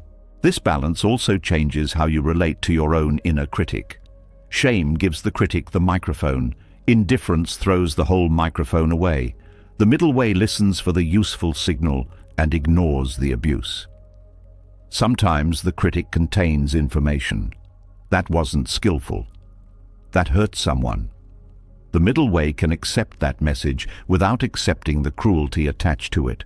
It's like removing a note from a hateful envelope. You keep the note, you throw away the poison. Another piece of the middle way is recognizing that accountability is not a mood. You don't need to feel guilty to be responsible. You don't need to feel crushed to be sincere. You can take wise action even while feeling calm. This is a major shift for people who learned that pain equals seriousness. In Buddhism, calm is not indifference. Calm can be the clearest form of care because it allows you to respond rather than react. When calm is present, you can speak more honestly. You can apologize without turning it into a performance. You can make amends without needing applause or forgiveness on demand. You can accept consequences without turning them into self-hatred. This calm is not cold, it is stable warmth. It is the mind refusing to add fire to fire. The middle way also recognizes that sometimes you cannot repair the past directly. Someone may be gone, a moment may be lost, an opportunity may never return. Shame uses this to torture you forever. Indifference uses this to dismiss it. The middle way asks, what kind of person do I become now, given what I learned? It turns regret into guidance. It turns pain into a compass, not a prison. This kind of accountability is also quiet. It doesn't always announce itself. It shows up in small, consistent choices. You become more careful with words. You pause before reacting. You choose honesty sooner. You ask questions instead of assuming. You follow through. You notice the conditions that lead to old patterns and you change the conditions. This is real responsibility. It does not need self-destruction to prove itself. And when you slip again, because humans do, the middle way responds differently. Shame says, you're hopeless. Indifference says, who cares? The middle way says, there it is again. What led to it? What can be adjusted? This response is not soft in a weak way. It is strong in a clear way. It doesn't waste energy on self-hate. It uses energy to understand and act. Buddhism often talks about compassion and wisdom as two wings of a bird. Without compassion, wisdom becomes cold. Without wisdom, compassion becomes confused. Shame has neither. Indifference has neither. The middle way brings both online. Compassion says suffering is here. Wisdom says don't add more. Compassion says this matters. Wisdom says don't make it identity. As you practice this balance, a new feeling starts to appear. It may be unfamiliar at first. It is the feeling of being accountable without being afraid of yourself. It is the feeling of meeting your life without needing a whip or a wall. It is the feeling of being human with your eyes open and your heart intact. And from this place, a deeper question becomes possible. If accountability can exist without shame, and care can exist without indifference, then what is actually driving all those cycles of pressure and punishment inside the mind? Why does the mind keep reaching for pain as if pain were progress? Why does suffering feel like proof that something is changing? There is a mechanism beneath it, almost like a trick the mind plays on itself, a way the brain mistakes discomfort for growth, and seeing that trick clearly changes the whole game. As the balance between shame and indifference begins to stabilize, something else becomes easier to notice. The mind no longer swings as wildly, yet there is still a pull toward discomfort. A strange urge to make things harder than they need to be. A subtle belief that if something doesn't hurt, it must not be working. This belief is rarely spoken out loud, but it quietly guides behavior. And it reveals one of the mind's most convincing illusions, the idea that pain means progress. This illusion forms early. Pain has always been associated with effort, with training, with discipline, with transformation. From school to work to relationships to spiritual practice, struggle is praised. Endurance is celebrated. Suffering is framed as proof that something meaningful is happening. So when the mind wants to change, it reaches for what it knows. It reaches for pain. Pain creates intensity. Intensity feels like movement. Movement feels like progress. The brain connects these dots quickly and confidently. When something hurts, the mind assumes it is being challenged. When it is challenged, it assumes it is growing. This assumption feels so natural that it rarely gets questioned. But Buddhism questions it very carefully. The mind does not actually measure growth by wisdom. It measures it by sensation. Pain is a strong sensation. It cuts through numbness. It creates focus. It produces urgency. All of this can feel like engagement, but engagement is not the same as understanding. A fire alarm is engaging. It does not teach you how to cook. When suffering appears, the brain releases stress chemicals. These chemicals sharpen attention in the short term. They narrow focus. They increase vigilance. In some situations, this is useful, but when used as a constant strategy for growth, it backfires. A stressed mind becomes reactive. It loses nuance. It mistakes pressure for clarity. This is how pain simulates progress without delivering it. The illusion works because pain demands attention. When you feel emotional pain, you feel busy inside. Thoughts race. Feelings surge. The mind is occupied. This busyness feels like effort, and effort feels moral. I'm not avoiding this, the mind says. I'm suffering through it. But suffering through something is not the same as learning from it. Buddhism distinguishes between awareness and agitation. Awareness is open. It sees clearly. Agitation is loud. It feels important. Pain produces agitation, not awareness. It keeps the mind spinning around the problem rather than understanding it. This spinning creates the sense that something is happening, but nothing new is being seen. Another reason pain feels like progress is that it creates a sense of seriousness. When you are hurting, you feel committed. You feel like you are taking life seriously. Calm can feel suspicious by comparison. Ease can feel like laziness. But seriousness does not equal wisdom. Buddhism teaches that wisdom is quiet. It does not need to hurt to be real. The mind also uses pain to avoid deeper uncertainty. If you are suffering, you don't have to face not knowing. Pain fills the space. It gives the mind something to hold on to, something to do. Sitting calmly with not knowing feels empty. Pain feels solid. So the mind chooses pain because it feels like ground. But that ground is unstable. Pain also creates a false sense of moral alignment. When you hurt after a mistake, it feels like justice has been served. The mind feels balanced. I did wrong, now I suffer. This balance feels like closure. But closure created by pain is temporary. The underlying pattern remains untouched. Buddhism teaches that insight, not punishment, is what ends repetition. There is also an identity component. Pain allows you to be the one who is trying, the one who is struggling, the one who is doing the work. These identities feel active and meaningful. Letting go of pain can feel like letting go of identity. The mind fears becoming empty or irrelevant, so it holds on to suffering as proof of engagement. The illusion deepens because pain can sometimes accompany real change.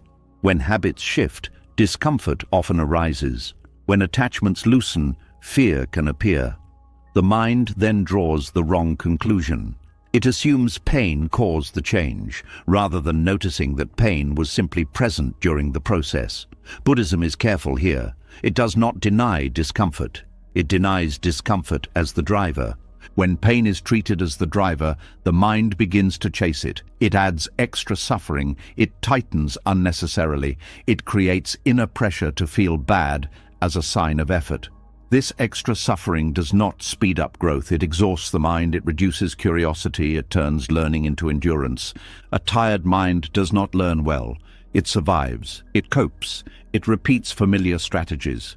This is why people can suffer for years and still feel stuck. The mind confuses endurance with evolution. Buddhism points out that without understanding, suffering only hardens patterns. It does not dissolve them. Pain also distorts time. When you are suffering, the present moment feels heavy and endless. The mind fixates. It loops. This looping feels like processing, but it is often repetition without insight. The same thoughts replay, the same conclusions resurface, nothing new enters. Growth requires novelty, pain reduces it. Another trick pain plays is urgency. When something hurts, the mind feels pressure to fix it immediately. This urgency narrows perspective. It pushes for quick conclusions. Buddhism teaches patience, because patience allows complexity to be seen. Pain pushes the mind to simplify. Simplification feels efficient, but it often misses the truth.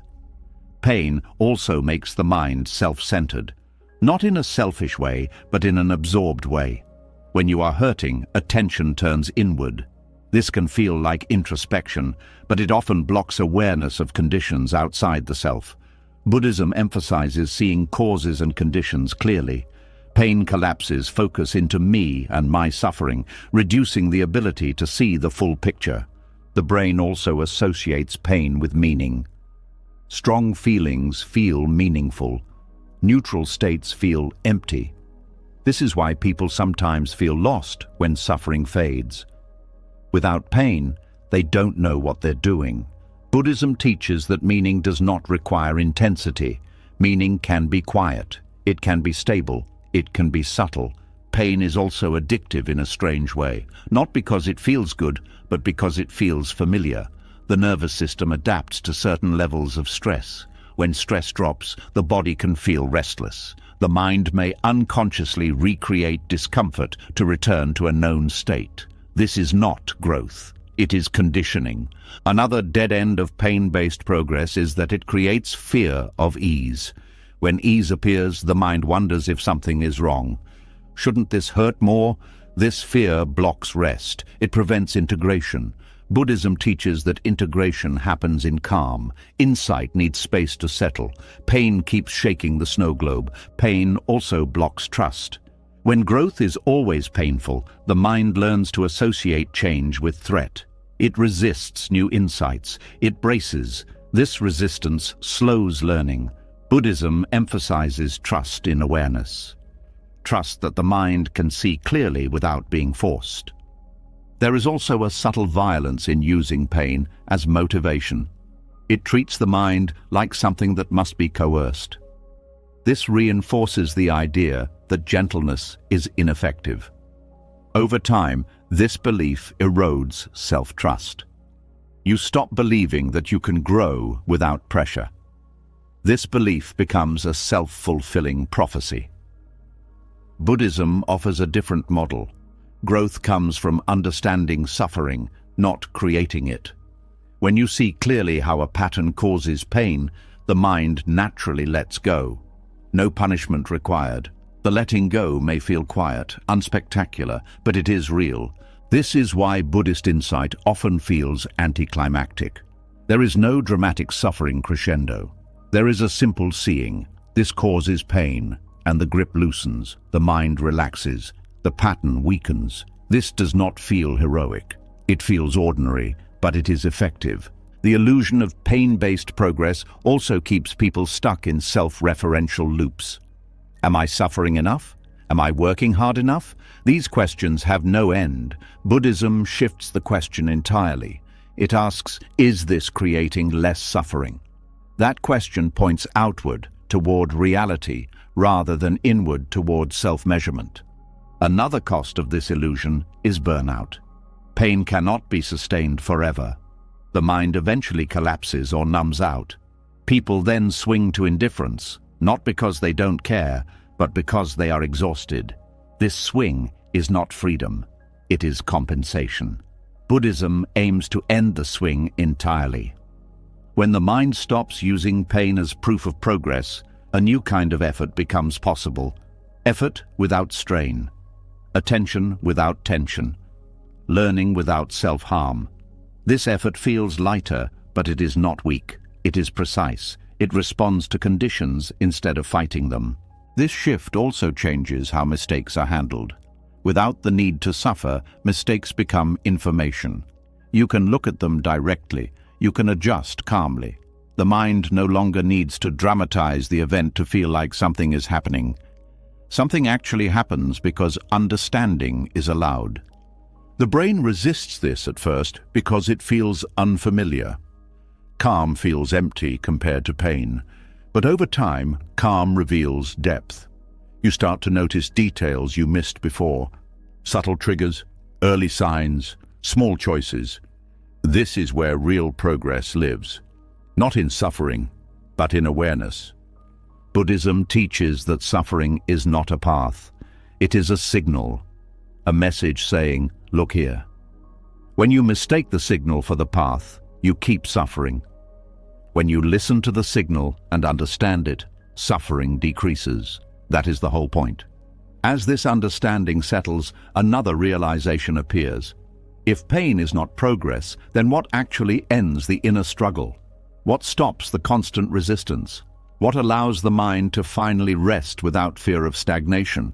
The answer is not another technique. It is a stance, a radical one, the stance of no longer fighting what is already here, of ending the internal war entirely. When the mind finally sees that pain is not progress, a strange quiet appears.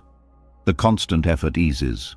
The pressure to suffer softens, and yet something deeper is still unresolved. The struggle may no longer feel productive, but the fighting itself hasn't fully stopped. There is still resistance, still tension, still a subtle stance of opposition toward parts of your own experience. This is where self-forgiveness enters, not as comfort, not as kindness, but as something far more radical. Self-forgiveness is often misunderstood. Many people think it means excusing behavior, lowering standards, or pretending nothing happened. Others think it is an emotional gesture, something warm and gentle that comes after enough suffering. Buddhism does not treat self-forgiveness this way. It treats it as the end of inner resistance.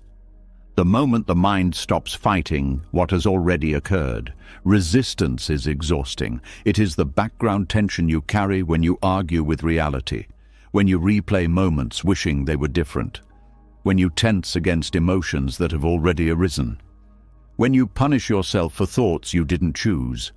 This resistance may feel like responsibility, but it is actually war, and the war is always internal. Self-forgiveness, in this context, is not about being nice to yourself. It is about laying down weapons. It is the refusal to continue the inner conflict. Buddhism sees this as wisdom, not indulgence. Because fighting what has already happened does not undo it. It only adds suffering to suffering.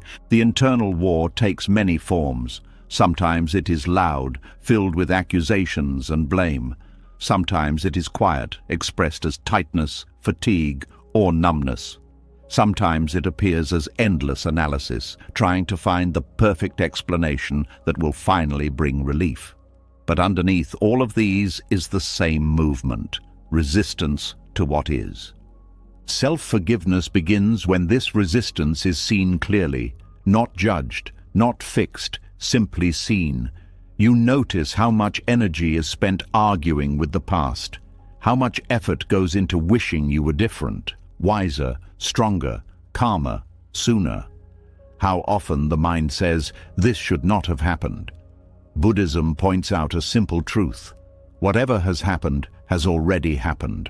The war against that fact is optional. Stopping the war does not mean approving of harm. It means recognizing that reality does not negotiate. The past does not respond to punishment. The mind learns this slowly.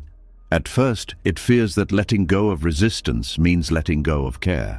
But something surprising happens when resistance ends. Care becomes clearer, more focused, less tangled in self-hatred. Self-forgiveness is radical because it removes the enemy. And for many people, the enemy has always been themselves. Without that enemy, the mind feels exposed. There is nothing to push against, nothing to blame, nothing to punish. This exposure can feel uncomfortable at first, but it is also where peace becomes possible. Buddhism teaches that suffering is created not just by pain, but by the craving for things to be different. Self-forgiveness is the release of that craving as it relates to the self. It is the acceptance that you were acting from the conditions present at the time. This is not an excuse, it is accuracy. You did not act from future wisdom you didn't yet have. You acted from what was available then. Seeing this does not erase responsibility. It places responsibility in the present. You stop trying to fix the past emotionally and start attending to the present practically. This shift is profound. It turns energy away from punishment and toward clarity. One of the deepest misunderstandings about self-forgiveness is the belief that it must feel good. Often it does not. Often it feels neutral, quiet, almost anticlimactic. There is no dramatic release, no emotional payoff, just the absence of struggle. Buddhism values this absence because it creates space. In that space, insight can settle. Stopping the internal war also means allowing emotions to exist without interrogation. When regret arises, you let it be felt without turning it into identity. When sadness appears, you allow it without asking what it says about you.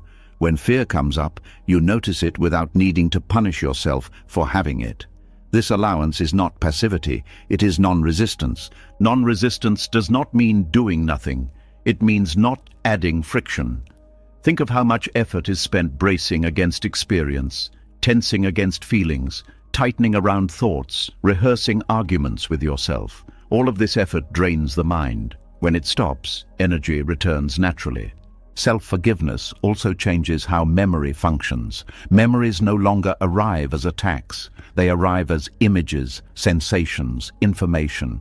Without resistance, memories pass more easily. They no longer need to be fought. Buddhism teaches that what is not resisted loses its power to dominate. Another aspect of radical non-resistance is ending the habit of inner surveillance. Many people are constantly watching themselves, judging every thought, emotion, and reaction. This watching feels responsible, but it keeps the nervous system activated. Self-forgiveness relaxes this surveillance. It allows the mind to move without constant oversight. This does not lead to chaos. It leads to ease. When the internal war ends, the body notices first. Breathing deepens, muscles soften, sleep improves. The nervous system shifts out of defense. This is not spiritual imagination. It is physiology responding to safety. A mind that is no longer under attack allows the body to rest. Buddhism emphasizes that peace is not manufactured. It emerges when conditions allow it. Ending self-attack is one of those conditions. When you stop turning against yourself, the mind no longer has to defend itself. Clarity becomes possible. Self-forgiveness also dissolves the need to constantly explain yourself. Many people carry an internal trial, always preparing arguments for why they are not as bad as they feel, or why they deserve to be punished. When forgiveness occurs as non-resistance, this trial ends. There is no judge, no defense, no sentence, just the fact of experience arising and passing. This does not make you morally empty, it makes you responsive. When there is no war, you can actually hear feedback. You can see consequences without collapsing. You can apologize without begging. You can change without fear. These are signs of strength, not weakness. Another hidden benefit of self-forgiveness is flexibility. When you are no longer rigidly defending or attacking the self, you can adapt. You can revise views. You can admit mistakes. You can update understanding. Identity loosens. Life becomes more fluid. Buddhism often speaks of compassion as the natural response to suffering. When you stop resisting your own suffering, compassion arises naturally, not forced, not rehearsed. You see pain clearly, and the wish to reduce it follows. This includes reducing harm to yourself. Radical non-resistance also means letting go of the belief that you must resolve everything emotionally before moving on. Some things do not resolve neatly. Some regrets remain tender. Forgiveness does not erase tenderness. It simply removes the war around it. You can carry tenderness without carrying hostility toward yourself. There is also a deep humility in self-forgiveness. It acknowledges human limitation.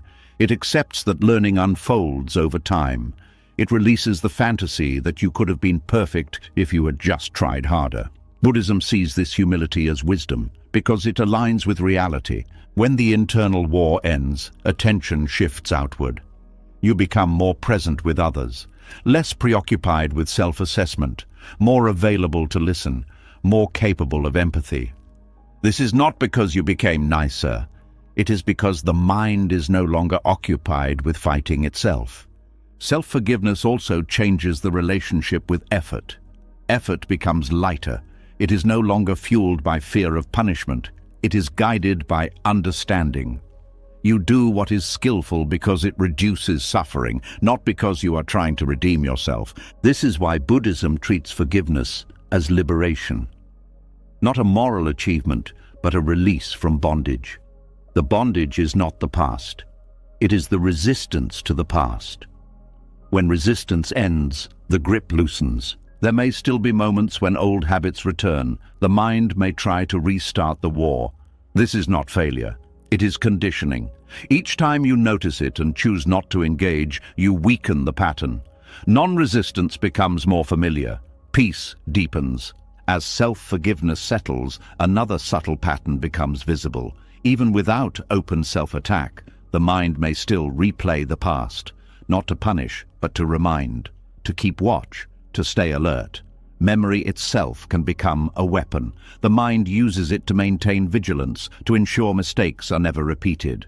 This vigilance feels responsible, but it can quietly become another form of self-punishment. And understanding this requires looking closely at how the mind uses memory itself. When the inner war finally quiets and self-forgiveness begins to feel real, the mind often finds a subtler way to keep tension alive. There is no longer loud self-attack, no dramatic punishment, just a quiet replay. A moment from the past surfaces again, and again, and again. Not to learn, not to repair, but to watch, to remind, to keep guard. This is where memory stops being a teacher and becomes a weapon. Memory itself is not the problem. In Buddhism, memory is simply a function of mind, a record of experience. It allows learning. It helps you recognize patterns. It supports wisdom when used correctly. But when memory is fused with fear, it changes purpose. It stops serving understanding and starts serving control. The mind begins to replay past mistakes, not to gain insight, but to maintain vigilance. And vigilance easily turns into punishment. This replay often feels responsible. The mind tells itself, "I can't forget this. I have to remember so it doesn't happen again. If I stay aware of this pain, I'll stay safe." On the surface, this sounds reasonable, but look closer. Is the replay actually producing new understanding? Or is it repeating the same emotional charge with no new information? Buddhism draws a sharp distinction here. Repetition without insight is not learning, it is suffering on loop. The mind is especially good at turning memory into a story, not just what happened, but what it means. This proves something about me. This explains why I struggle. This is why I don't deserve ease. Each replay strengthens the story. Over time, the story becomes more real than the original event. Details blur, but the emotional weight increases. Memory becomes less about facts and more about identity maintenance. This is how memory becomes an unconscious act of self-punishment. Each replay reactivates the same shame, fear, or regret. The body responds as if the event is happening again. Muscles tense, breath shortens. The nervous system goes on alert. Even though nothing is happening now, the mind keeps creating a present threat. Buddhism would say suffering is being created in real time, even though the cause belongs to the past. One reason this habit is so hard to see is that it disguises itself as responsibility. The mind believes that letting go of the replay means forgetting the lesson. It fears that releasing memory means repeating harm. But this fear confuses memory with wisdom. Wisdom does not require constant replay. Wisdom integrates. Once a lesson is understood, it becomes part of perception. You don't need to relive the pain to remember not to touch fire. Replaying memory is also a way to avoid uncertainty. The past is known, the future is not. By staying focused on what already happened, the mind avoids the discomfort of not knowing what will happen next. This is subtle but powerful. The mind prefers familiar pain to unfamiliar openness. So it returns to memory again and again, using it as an anchor, but that anchor keeps you from moving. Buddhism teaches that the present moment is the only place where freedom exists. When memory dominates attention, the present becomes thin. You may be physically here, but mentally elsewhere. This weakens your ability to respond wisely now. Ironically, the attempt to prevent future mistakes by replaying the past actually reduces presence, which increases the likelihood of acting on habit rather than awareness. Memory as punishment also keeps the sense of self tightly bound. Each replay reinforces the one who did that. Even if you are no longer attacking yourself directly, the identity remains active. The mind says, "Don't forget who you are." This identity feels protective, but it limits growth. Buddhism emphasizes impermanence. Identity formed around memory denies change. Another aspect of this pattern is how memory loops feel urgent. Thoughts arise quickly without invitation. They interrupt calm moments. They appear during rest, meditation, or silence. This can feel frustrating. You may think you're failing at peace, but Buddhism explains that these loops are habit energy. The mind has practiced replay for a long time. It doesn't stop instantly when understanding begins. Seeing the habit clearly is already part of release. The problem is not the memory itself, but the narrative built around it. The mind doesn't just remember an action, it adds judgment, prediction, and fear. This is who I am. This will happen again. I must stay alert forever. This narrative gives memory emotional charge. Without the narrative, memory is just an image, a sensation, a fact. Buddhism trains the mind to separate memory from story. Narrative loops are especially powerful because they feel meaningful. They feel like thinking deeply. But depth is not measured by repetition. A mind stuck in narrative often misses what is actually happening now. Buddhism encourages direct awareness of present experience rather than mental storytelling. This does not mean suppressing thought.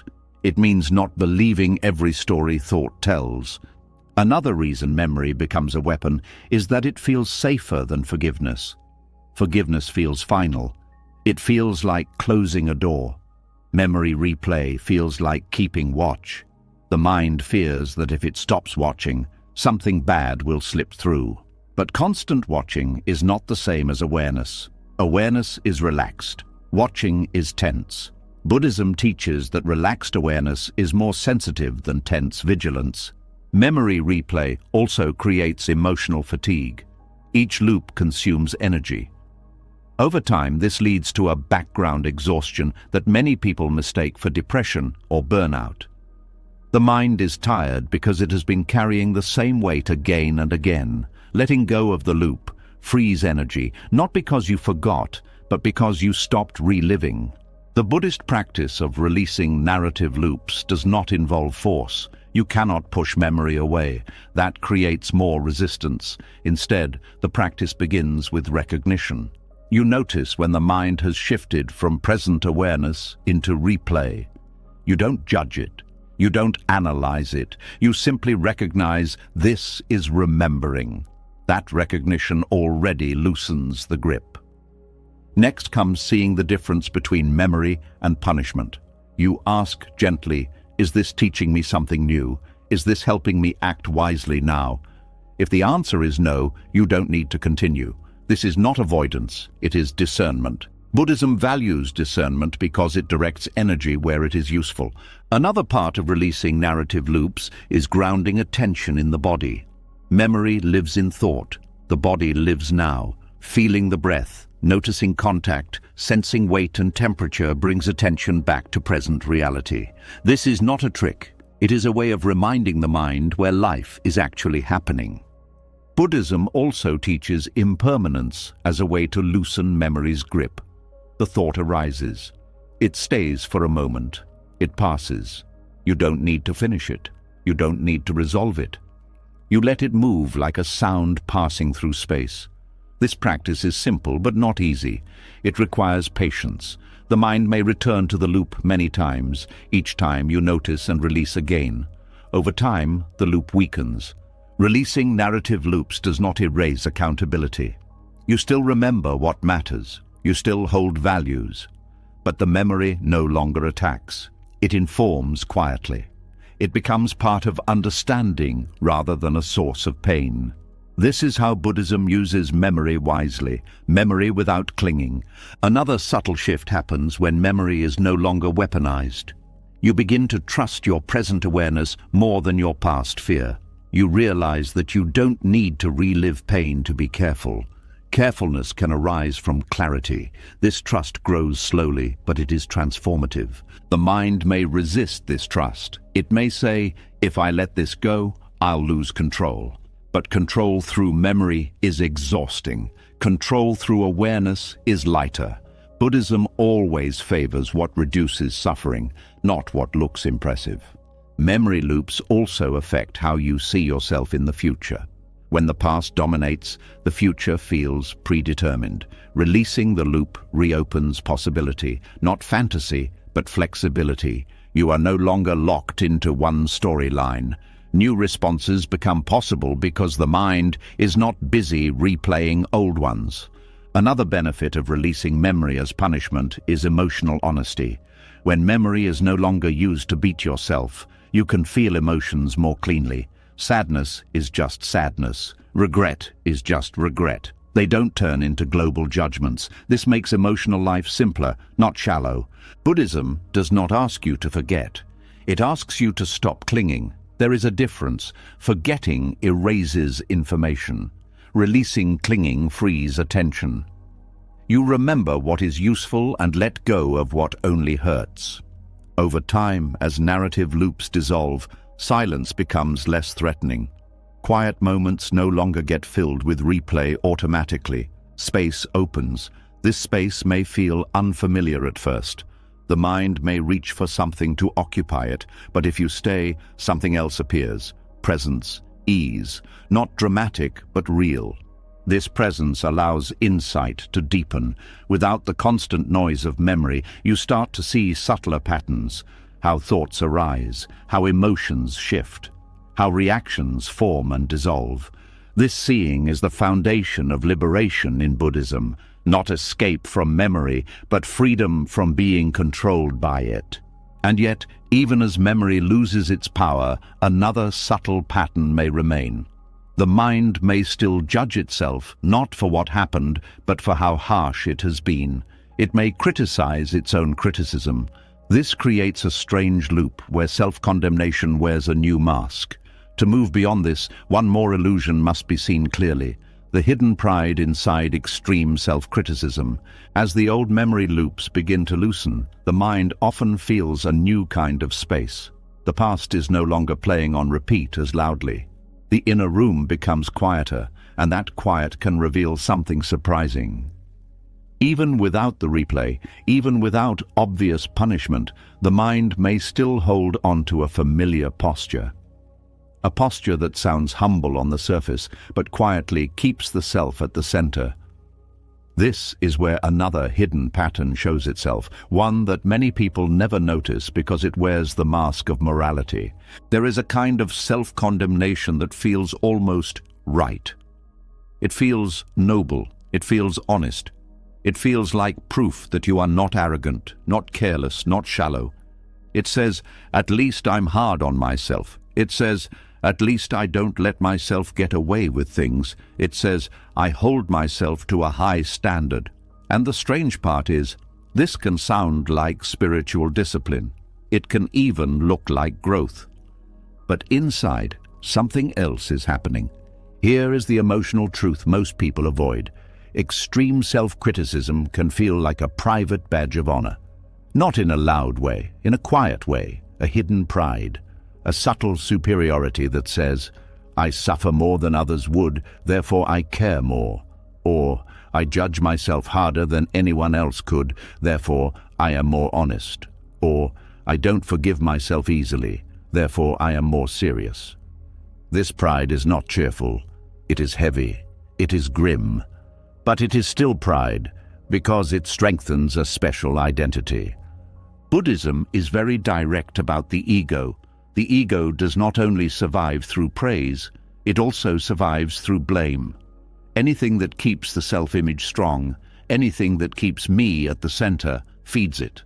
The ego can wear bright clothes like pride and achievement, but it can also wear dark clothes like shame and condemnation. Both outfits serve the same purpose, keeping the story of me alive, important, and solid. This is why some people who seem humble are still deeply ego-driven. Their humility is not freedom, it is self-focus turned inward. Their mind is still revolving around the self, just in a painful direction. They are still measuring, comparing, judging, monitoring. The content is negative, but the structure is the same. Me, me, me. My flaws, my failure, my guilt, my unworthiness. It looks like self-awareness, but it can be self-obsession in disguise. The quiet pride hidden in self-condemnation often begins with a fear, the fear of being seen as bad. The mind tries to get ahead of judgment by judging itself first. It says, I will accuse myself before anyone else can. That way, the mind feels protected. It feels prepared. It feels like it is controlling the narrative. This is not peace. This is a strategy. And strategies like this can become addictive because they reduce uncertainty for a moment. If you condemn yourself first, you feel less vulnerable. If you attack yourself, other people's attacks feel less shocking. If you tell yourself you are not enough, you won't be disappointed when the world agrees. This can feel like realism, but it is often self-defense. And here is where pride sneaks in. The mind begins to believe it is smarter than everyone else because it sees the worst first. I'm not naive, it says. I know who I am. The tone is self-hating, but the position is still special. It is still a form of I know better. Another form of quiet pride is moral ownership of suffering. Some people treat their pain like evidence in a trial. They present it to themselves as proof of sincerity. Look how much I hurt, the mind says. Look how deeply I regret this. And hidden inside that is a claim. My regret is deeper than average.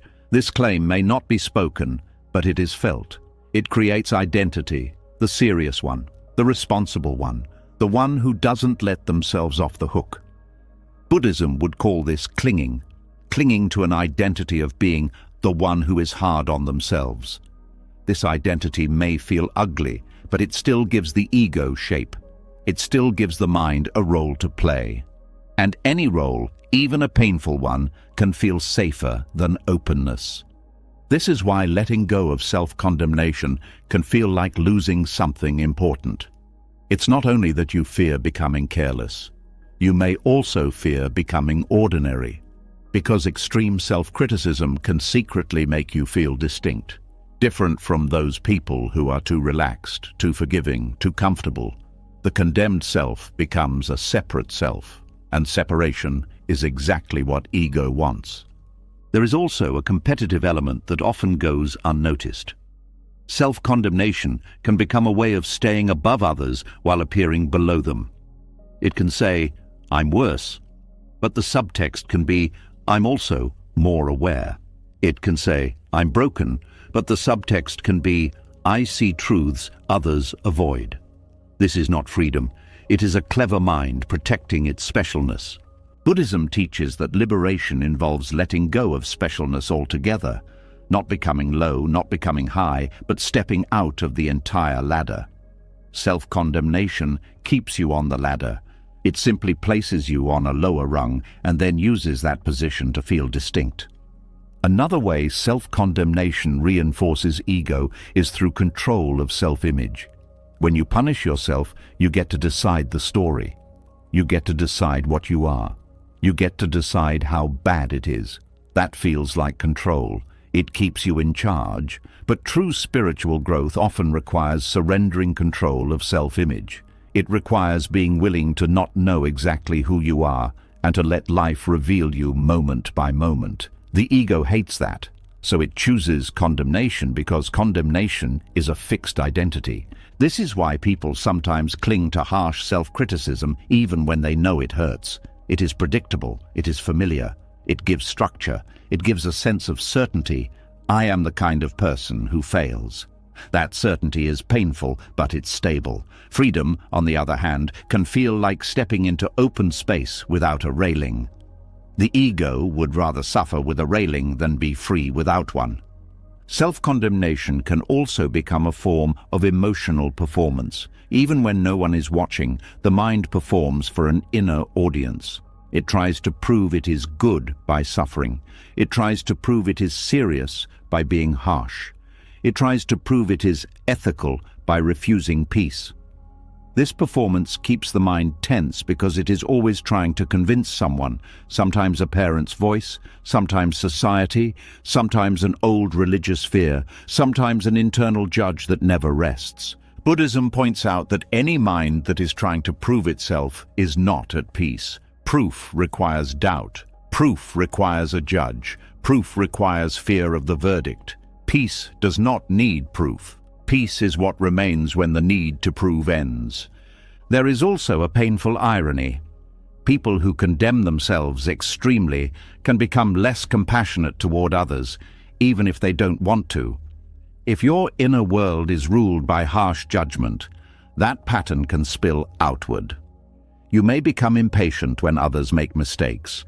You may secretly think, "If I have to suffer for my flaws, you should too."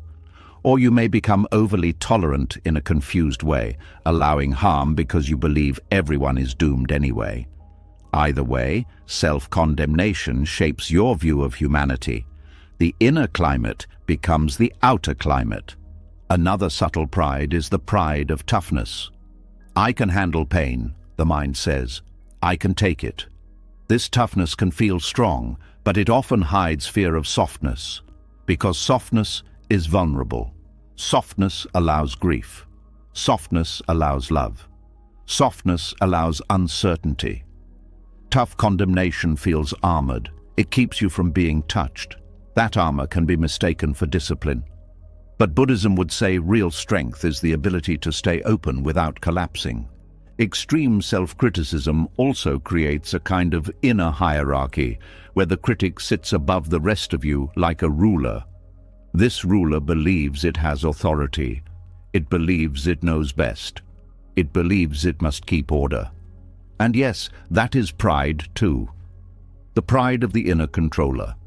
Even if the controller speaks harshly, it still believes it is necessary.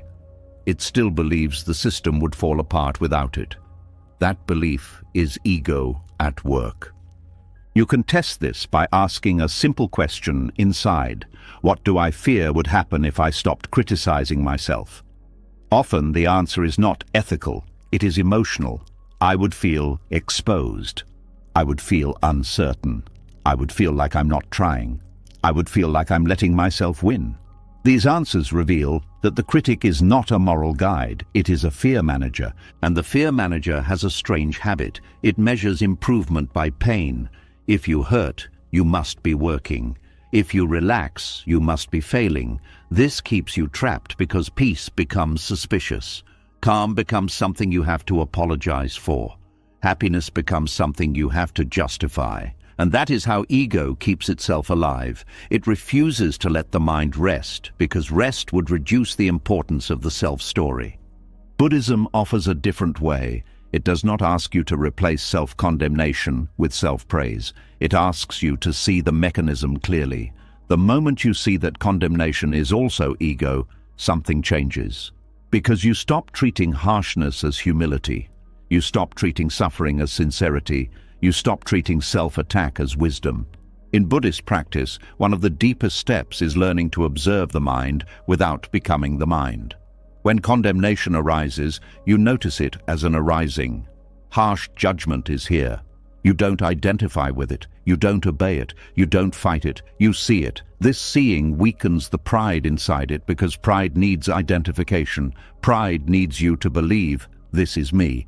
When you see it as a mental event, it loses authority. Another important step is learning to recognize the pleasure hidden in condemnation. Yes, pleasure.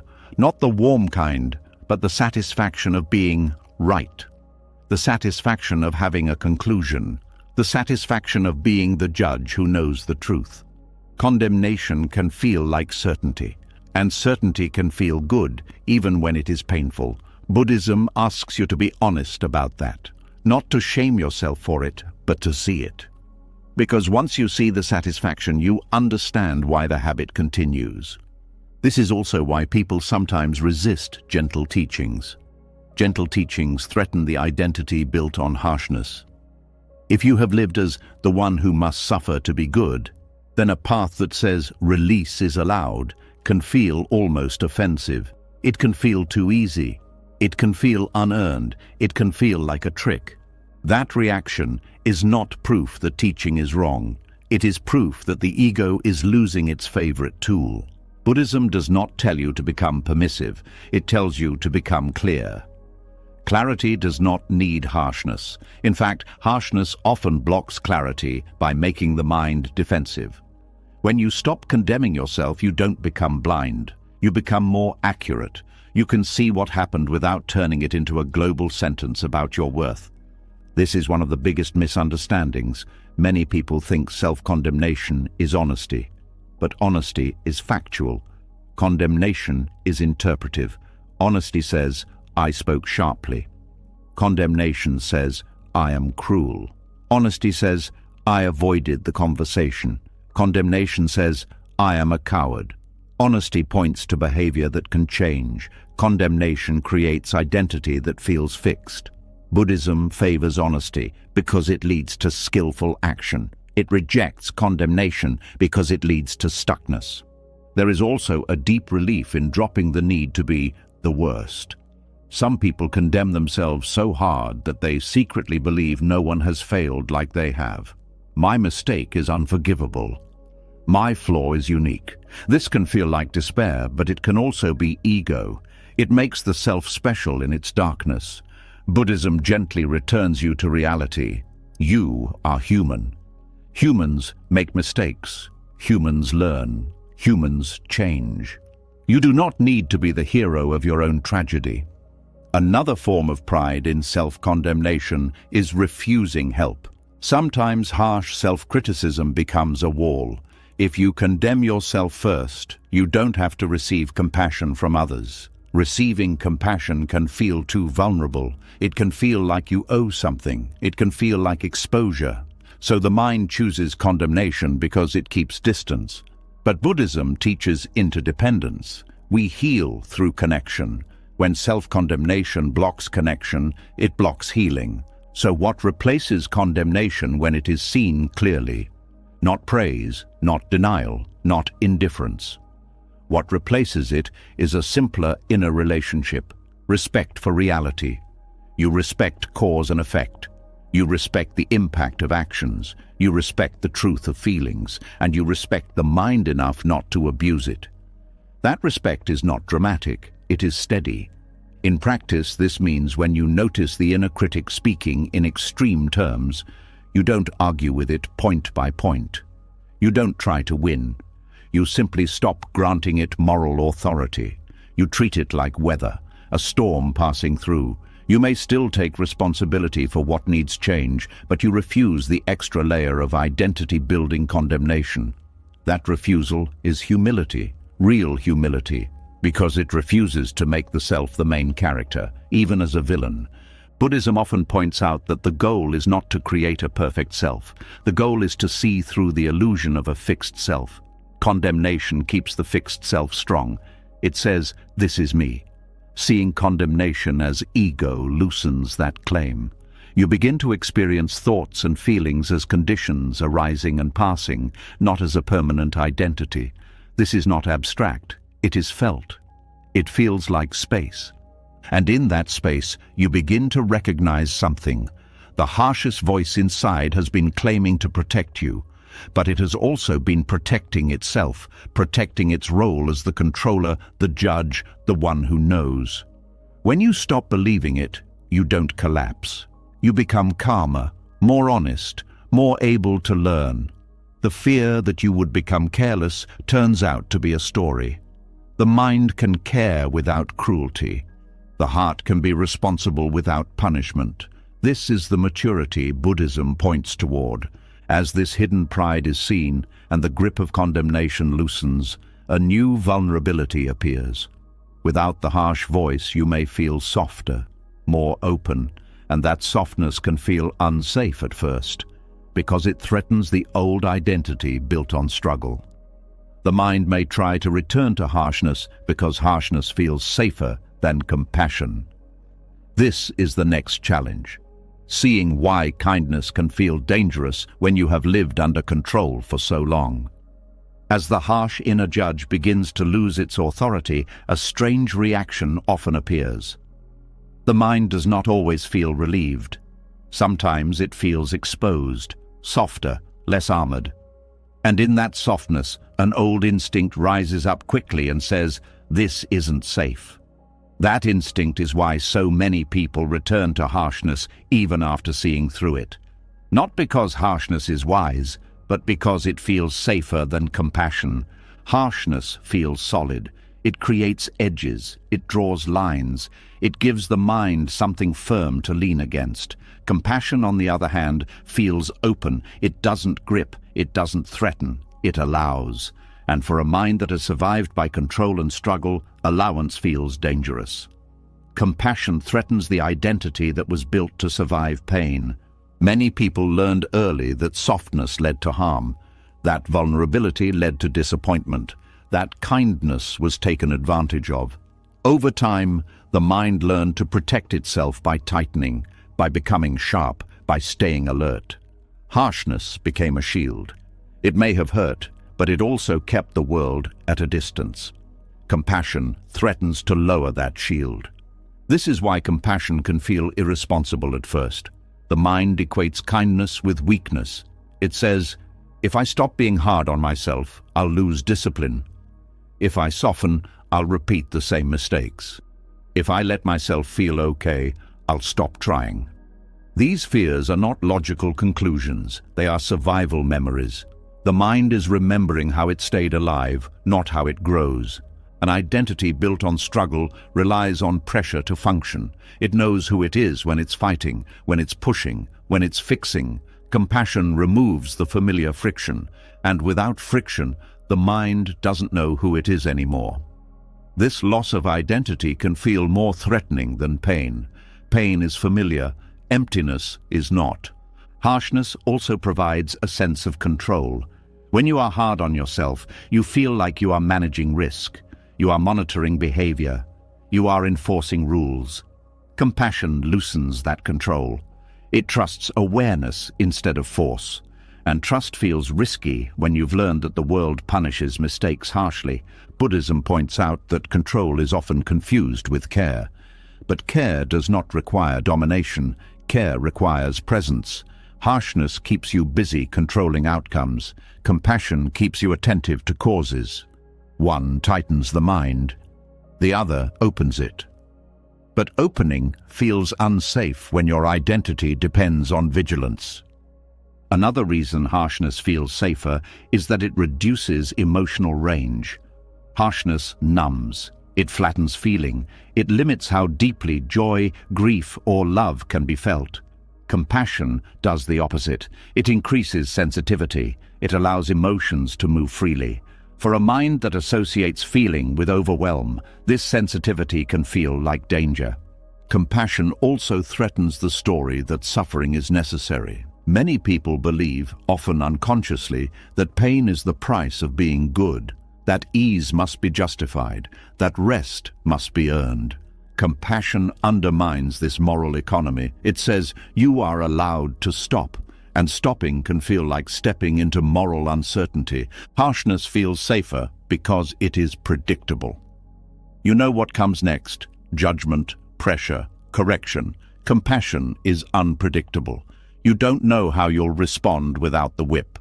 You don't know what will motivate you. You don't know if you'll still care. The mind prefers predictable suffering to unpredictable freedom. There is also fear of grief. Compassion opens the door to feeling the full weight of what has happened. Harshness keeps grief at bay by staying busy with blame. Compassion says, let this be felt. And feeling can be terrifying if you've spent years avoiding it.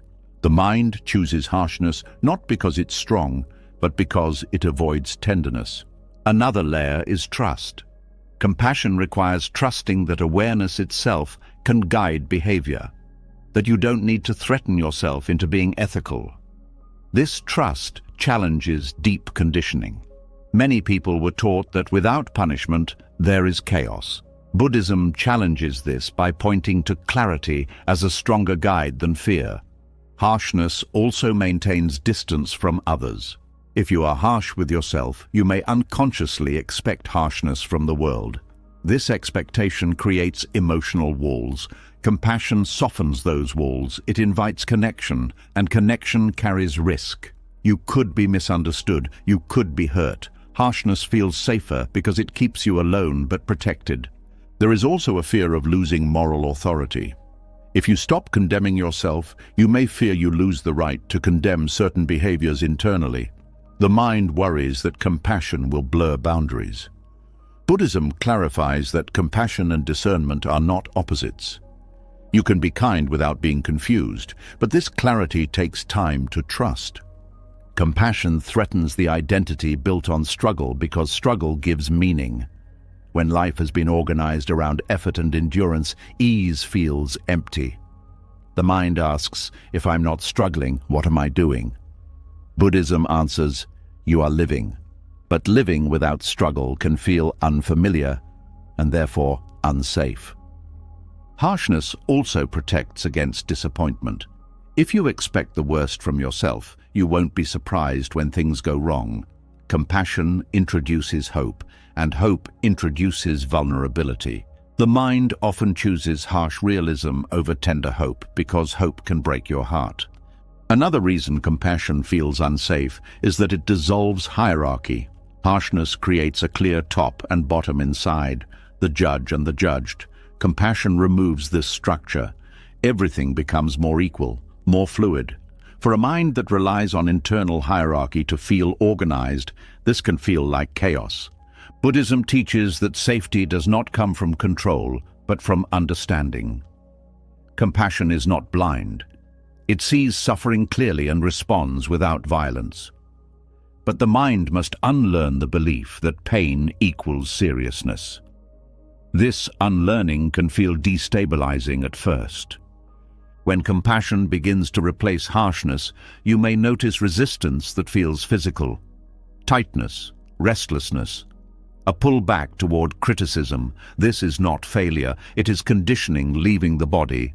The nervous system learned to equate harshness with safety. It takes time to teach it otherwise. Compassion also removes the excuse to stay stuck. Harshness can justify paralysis. I'm too broken. I deserve this. Compassion removes those narratives. It quietly asks, what's possible now? That question can feel overwhelming if you've been hiding behind punishment. There is also fear of responsibility. Compassion makes responsibility clearer, not heavier. But clarity can feel confronting. Harshness blurs responsibility under shame. Compassion reveals it plainly. Some minds prefer blur because blur feels less demanding. Buddhism does not force compassion, it invites understanding. As you see that harshness has not actually kept you safe, the grip begins to loosen. You start to notice that compassion does not make you careless. It makes you attentive. You listen more closely. You notice earlier. You respond sooner. This is a different kind of safety. Over time, compassion begins to feel stable. The nervous system learns that softness does not equal danger. The mind learns that it can care without control. This learning is gradual. It happens through repeated experiences of not collapsing when harshness is absent. Compassion also changes motivation. Instead of being driven by fear of punishment, you are guided by care for well-being. This motivation is quieter but more sustainable. It does not burn out as easily. It does not require constant pressure. Harshness feels safer because it is familiar. Compassion feels risky because it is new. Buddhism reminds us that familiarity is not the same as truth. Many harmful patterns feel safe simply because they are known. Freedom often feels unsafe at first because it is unknown. As compassion becomes less threatening, a deeper insight emerges. You begin to see that harshness was never truly protecting you. It was protecting an identity built on struggle. And as that identity loosens, a new way of being becomes possible, one where learning does not require pain, where responsibility does not require self-destruction, where peace is not suspicious. This opens the door to another important distinction. If compassion can exist without control, then learning must also be possible without reopening wounds. Growth does not have to mean reliving pain. There is a way to extract wisdom without cutting yourself again. And understanding that difference is essential for the next step. As compassion begins to feel less dangerous and the grip of harshness weakens, a new question naturally rises. If pain is no longer the teacher, then how does learning actually happen? If struggle is not required, how do lessons stick? For many people, this is where confusion sets in because they have never been shown the difference between learning and reopening old wounds. The two can feel almost identical on the surface, yet one leads to freedom and the other quietly renews suffering. Learning feels clean. Rewounding feels heavy. But when you've lived for a long time using pain as proof of growth, the signals get mixed. The mind revisits old experiences and assumes it is being responsible. It analyzes, revisits, and revisits again. It calls this reflection. But often nothing new is being understood. The same emotions flare. The same shame tightens. The same story plays. That is not learning. That is reopening a scar. Buddhism offers a very practical way to tell the difference. Learning increases clarity. Rewounding increases contraction. Learning leaves you more present. Rewounding pulls you back into the past. Learning ends with understanding. Rewounding ends with exhaustion. These differences may sound subtle, but they are felt directly in the body and mind. One of the clearest signs of learning is that it produces a sense of I see. Not a dramatic realization, but a quiet knowing. Something clicks, a pattern becomes visible, cause and effect make sense. From that understanding, behavior naturally adjusts. You don't have to force the change, you simply don't reach for the same thing anymore. Rewounding, on the other hand, produces a sense of I hurt. The pain may feel meaningful, but nothing changes. The mind leaves the experience more tense, not more informed. Rewounding often begins with good intentions. You want to understand what happened. You want to make sure it never happens again. But instead of staying with present awareness, the mind drops into the old emotional groove. The body reacts as if the event is happening now. This reaction floods the system with stress, which narrows perception. Narrow perception cannot learn well. It can only survive. Buddhism emphasizes that wisdom arises from seeing conditions clearly. Rewounding obscures conditions by collapsing everything into pain. Learning expands the view. It asks gentle, precise questions. What was I feeling then? What beliefs were operating? What needs were unmet? What signals did I miss earlier? These questions feel curious, not accusatory. They open the mind rather than pressurize it. Another key difference is timing. Learning happens when the nervous system is calm enough to process information. Rewounding happens when the system is overwhelmed. This is why trying to learn while emotionally flooded often fails. Buddhism does not rush insight. It respects the mind's capacity. It knows that forcing reflection during distress only deepens the imprint of pain. Rewounding also tends to generalize. One event becomes evidence of everything. This always happens. I never get it right. Learning stays specific. It looks at one moment, one choice, one reaction. Specificity is crucial because it keeps the lesson workable. You can adjust one behavior. You cannot fix an identity. Another sign you are learning rather than rewounding is how the body feels afterward. Learning leaves the body softer. There may still be sadness or regret, but there is also relief, a sense of release. Rewounding leaves the body tight, jaw clenched, breath shallow, shoulders raised. These bodily signals are not distractions, they are guidance. Buddhism treats the body as part of wisdom, not an obstacle to it. Rewounding often comes with urgency. The mind pushes to resolve everything immediately. Learning allows patience. It understands that insight unfolds over time. Buddhism teaches that forcing understanding is like shaking muddy water and expecting it to clear. Stillness reveals clarity. Agitation spreads confusion. Another difference lies in motivation. Rewounding is driven by fear. Fear of repeating the past. Fear of being flawed. Fear of letting yourself off the hook. Learning is driven by care. Care for well-being. Care for reducing harm. Care for truth. Fear narrows the mind. Care steadies it. Buddhism also points out that rewounding often includes an element of self-punishment. There is a belief that if it hurts enough, it must be working. Learning does not require pain as a currency. It requires honesty, and honesty does not have to be cruel. One of the most important aspects of learning without rewounding is knowing when to stop. Rewounding has no natural end point. The mind can replay forever. Learning ends when the lesson is integrated. You feel it. You don't need to revisit it constantly. The understanding becomes part of perception, like knowing fire burns. You don't need to touch it again to remember. Buddhism encourages reflection, but it emphasizes right reflection. Right reflection looks at causes and conditions without adding blame. It asks, what led to suffering, rather than what is wrong with me? This shift alone can prevent rewounding. It moves the focus from identity to process. Another powerful tool in Buddhism is present moment awareness. Learning happens now. Even when reflecting on the past, the awareness stays grounded in the present. You notice thoughts as thoughts, feelings as feelings. You don't collapse into them. Rewounding happens when awareness is lost and the mind becomes the past. Rewounding also tends to isolate. You feel alone with your pain. Learning connects. It helps you see that patterns are human, not personal failures.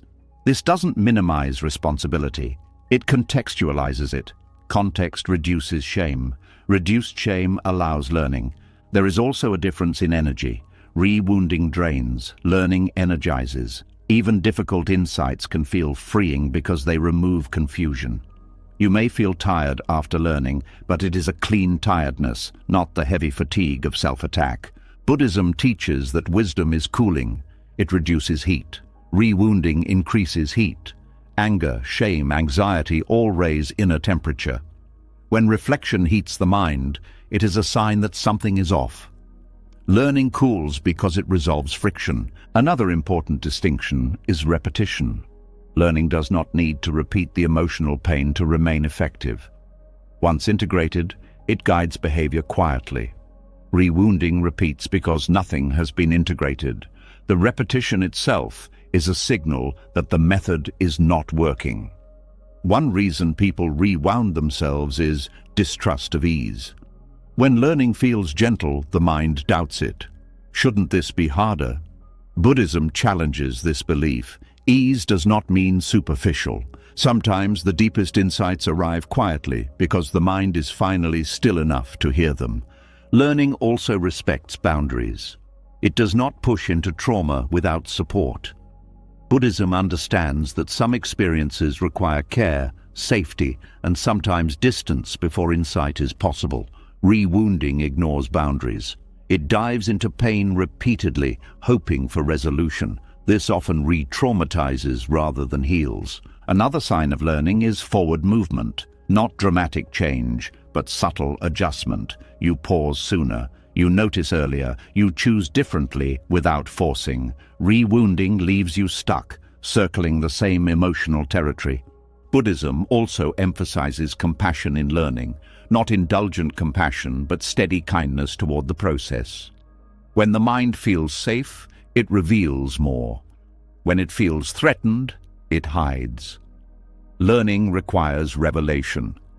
Rewounding creates concealment. Over time, as you learn to distinguish these two paths, trust grows. You begin to trust that understanding is enough, that you don't need to hurt to remember, that wisdom does not require reopening every wound. This trust changes how you approach growth. You stop equating suffering with seriousness. There is also relief in realizing that you are allowed to stop digging into pain once the lesson is clear. You don't owe suffering to the past. You don't have to keep scars open to prove sincerity. Buddhism treats unnecessary suffering as something to be abandoned, not honored. As learning replaces rewounding, the mind becomes steadier. You can look at your life without flinching. You can acknowledge harm without collapsing. You can change without punishment. This steadiness is not numbness. It is clarity, and yet, even with this clarity, another obstacle can appear. The mind may still cling to self-punishment as a way to show remorse, believing that without pain, change won't stick. This belief can block genuine repentance. It keeps you stuck in emotional beating rather than allowing true transformation. Understanding why punishment blocks change is the next step on this path. As learning begins to replace rewounding, something becomes very clear. Insight feels lighter. Understanding feels cleaner. And yet, right at this point, many people pull back. A familiar belief steps in and says, "This isn't enough." It says, "If I don't suffer more, the change won't be real." This is where self-punishment quietly returns, not as identity, not as memory, but as a supposed requirement for repentance. And this belief blocks transformation more than almost anything else. Repentance is often misunderstood. Many people think repentance means feeling bad for as long as possible. They believe the depth of remorse must match the depth of pain. If the pain fades too soon, they assume something is wrong. They worry they are avoiding responsibility. But Buddhism draws a very clear line here. Repentance is not emotional self-beating. Repentance is seeing clearly and turning away from what causes suffering. When you punish yourself emotionally, attention collapses inward. The mind becomes preoccupied with how bad you feel, how broken you are, how much you deserve to hurt. This feels serious, but it pulls energy away from the very thing repentance requires, awareness of causes and conditions. You cannot change what you cannot see clearly, and self-punishment clouds vision. Genuine repentance requires honesty. Not global honesty about your worth, but precise honesty about behavior. What happened? What led to it? What effect it had? What conditions supported it? Emotional self-punishment blurs these details. It floods the system with shame, and shame simplifies everything into one conclusion: I am wrong.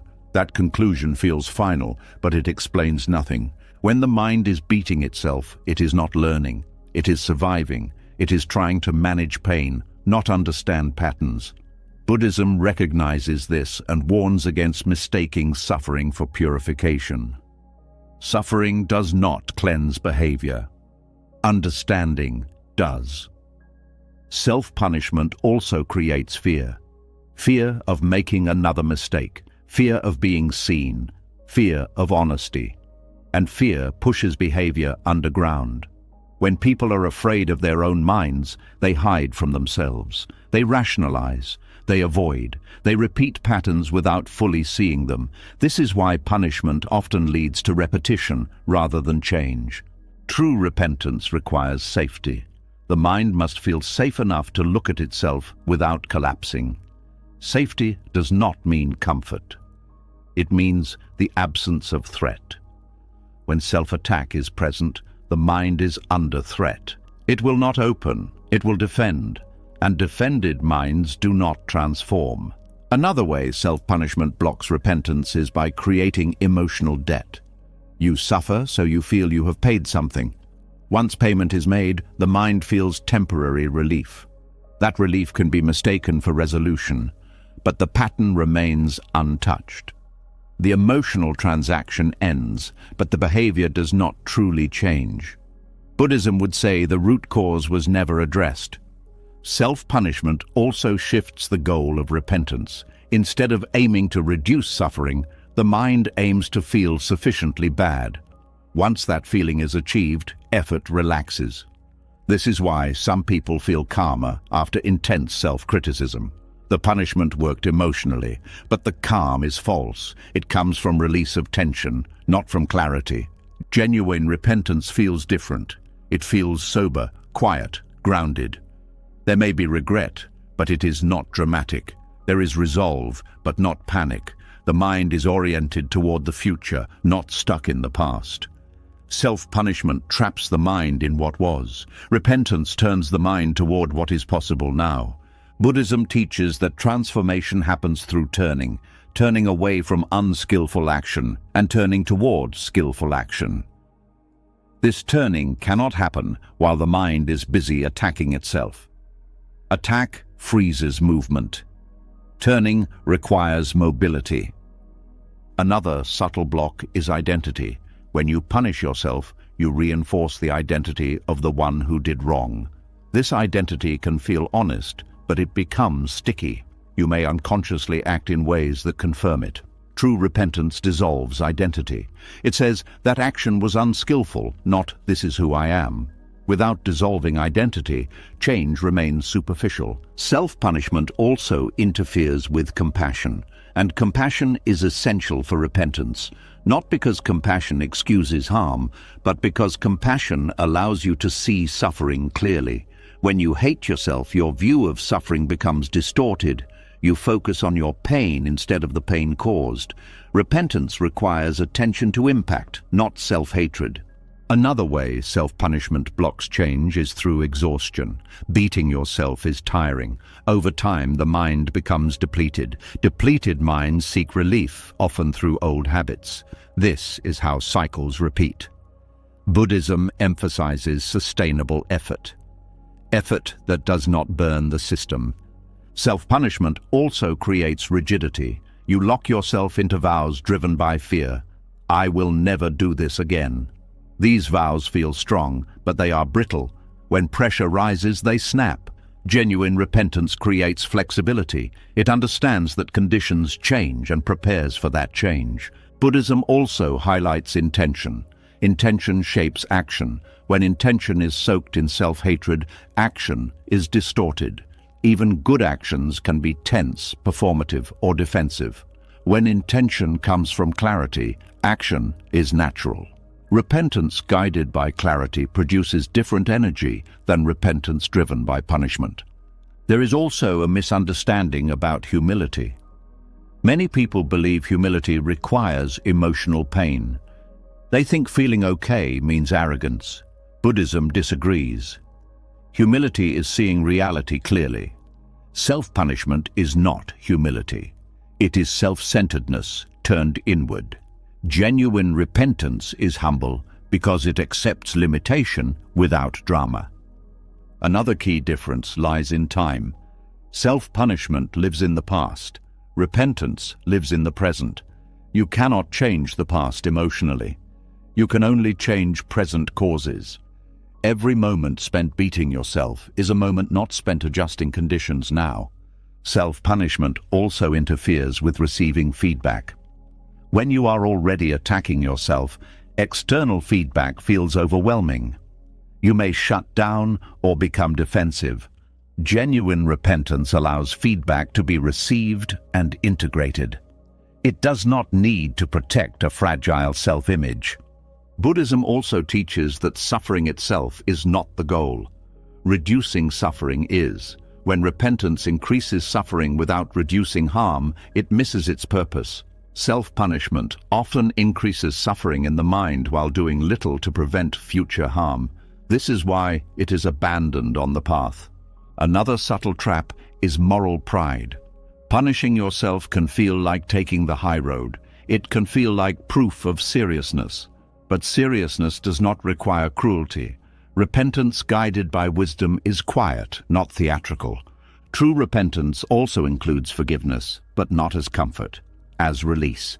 You release the self from being the battlefield so that energy can move toward change. Without forgiveness, repentance becomes endless. With forgiveness, repentance becomes effective. Buddhism emphasizes that change happens when insight meets intention. Self-punishment blocks insight. It narrows focus. It reduces curiosity. It makes the mind brittle. Insight requires openness. Repentance requires insight. When emotional beating stops, repentance actually deepens. You become more aware of subtle triggers. You notice earlier signs. You respond sooner. This is real change. It does not look dramatic, but it is stable. There is also a deep relief in realizing that you do not need to suffer to prove sincerity. You can be sincere and calm at the same time. You can care deeply without bleeding internally. Buddhism calls this wisdom. As self-punishment loosens, the mind begins to trust itself more, not because it is perfect, but because it can see clearly.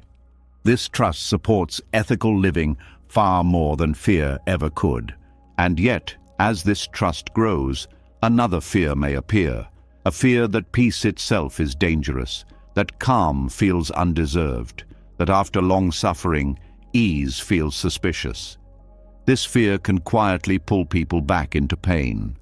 Understanding why peace itself can feel threatening after long struggle is the next turning point on this path.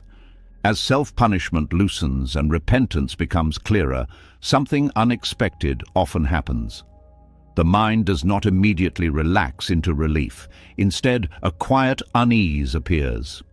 Calm arrives, and rather than feeling safe, it feels wrong, almost suspicious, as if something important has been forgotten, as if danger is being ignored. This is a moment many people don't talk about, but it shapes everything that comes next. The fear of peace after long suffering. For a mind conditioned by pain, peace is unfamiliar territory. Suffering has been the landscape for so long that it feels normal, even honest. Pain became a language. Struggle became structure. Effort became identity. When calm finally appears, the mind doesn't know how to live there. It has no map, and without a map it assumes the place must be unsafe. This fear does not come from logic. It comes from conditioning. The nervous system learns through repetition. If you spent years under pressure, criticism, or emotional threat, your body adapted. It learned to stay alert, to scan for danger, to brace. Over time, that state became home. Peace, by contrast, feels empty, quiet, exposed. The body asks, "Why am I not preparing for something?" The mind asks, "What am I missing?" Many people secretly believe that peace must be earned through suffering, that calm without pain is dishonest, that ease without punishment is immoral. These beliefs are rarely examined because they feel serious. They sound responsible, but Buddhism asks a simple question. If suffering were the price of peace, Why does suffering so often lead to more suffering instead of wisdom? Long suffering creates familiarity, not truth. When you live under pain for a long time, pain becomes proof of engagement. It tells you that you are trying, that you care, that you haven't given up. Peace removes that proof, and without it, the mind feels unanchored. It worries that calm means laziness, that relief means avoidance, that rest means failure. There is also guilt tied to peace, a subtle guilt. How can I feel okay when so much went wrong? How can I rest when others are still suffering? How can I be calm when I haven't fully paid? This guilt makes peace feel undeserved. Buddhism does not deny moral sensitivity, but it challenges the idea that inner suffering helps anyone. Carrying pain does not fix the past. It only multiplies pain in the present. Another reason peace feels dangerous is that suffering often kept you vigilant. Vigilance feels protective. Calm feels like lowering your guard. For a mind trained by hardship, lowering the guard feels reckless. If I relax, the mind says, something bad will happen. This belief is not a thought, it is a bodily memory. The body remembers times when relaxation led to harm, so it resists calm automatically. This is why people sometimes sabotage peaceful moments. Right when things settle, the mind picks a fight. It reopens old regrets. It worries about the future. It criticizes something small. Not because it wants pain, but because pain feels safer than uncertainty. Suffering gives the illusion of control. Peace requires trust. Peace also threatens identity. If you have lived as the one who struggles, the one who survives, the one who carries weight, then peace asks a frightening question. Who are you without that role? The mind may cling to suffering because it provides meaning. Without it, there is a blank space. Buddhism teaches that this blank space is not emptiness in a negative sense. It is openness. But openness can feel terrifying when you are used to being defined by struggle. Another hidden fear is that peace will make you forget. Forget the lessons, forget the harm, forget what matters. This fear assumes that pain is the only way memory stays alive. Buddhism disagrees. Wisdom remembers without reopening wounds. Calm does not erase understanding. It allows understanding to function without distortion. Peace can also feel lonely at first. Suffering often creates connection through shared pain, through stories of struggle, through mutual survival. When you step into calm, you may feel separate, different, as if you've left something behind. This can create grief. Grief for the old identity. Grief for the familiarity of pain. Buddhism recognizes this grief as part of letting go. There is also a fear of disappointment. When peace arrives, the mind worries it won't last, and if it doesn't last, the fall will hurt. So the mind stays guarded. It keeps one foot in suffering as a backup. Don't get too comfortable, it says. This won't last. This protective pessimism feels wise, but it prevents full presence. You never fully arrive. Another layer is moral fear. Some people believe that being calm means not taking life seriously, that urgency equals care, that without inner pressure, values will fade. Buddhism offers a different view. Values rooted in fear collapse under stress. Values rooted in clarity endure. Peace also changes how responsibility feels. When you are suffering, responsibility feels heavy and dramatic. When you are calm, responsibility becomes quieter, more ordinary. This ordinariness can feel insufficient. Shouldn't this feel heavier? The mind asks. Buddhism says no. True responsibility is often simple. You see what reduces harm and you do it. The fear of peace can also show up as restlessness. When calm appears, the mind looks for stimulation, noise, problems, tasks, anything to avoid stillness. This restlessness is not a flaw. It is the nervous system adjusting to a new baseline. Buddhism treats this gently. It does not force stillness. It allows restlessness to settle gradually. Another reason peace feels undeserved is comparison. You look at others and think, they've suffered more, or they haven't forgiven me, or I haven't fixed everything yet. Peace becomes conditional on external validation. Buddhism points out that inner states are not awarded by others. Peace is not a verdict. It is a condition that arises when causes allow it. Long suffering also trains the mind to equate intensity with truth.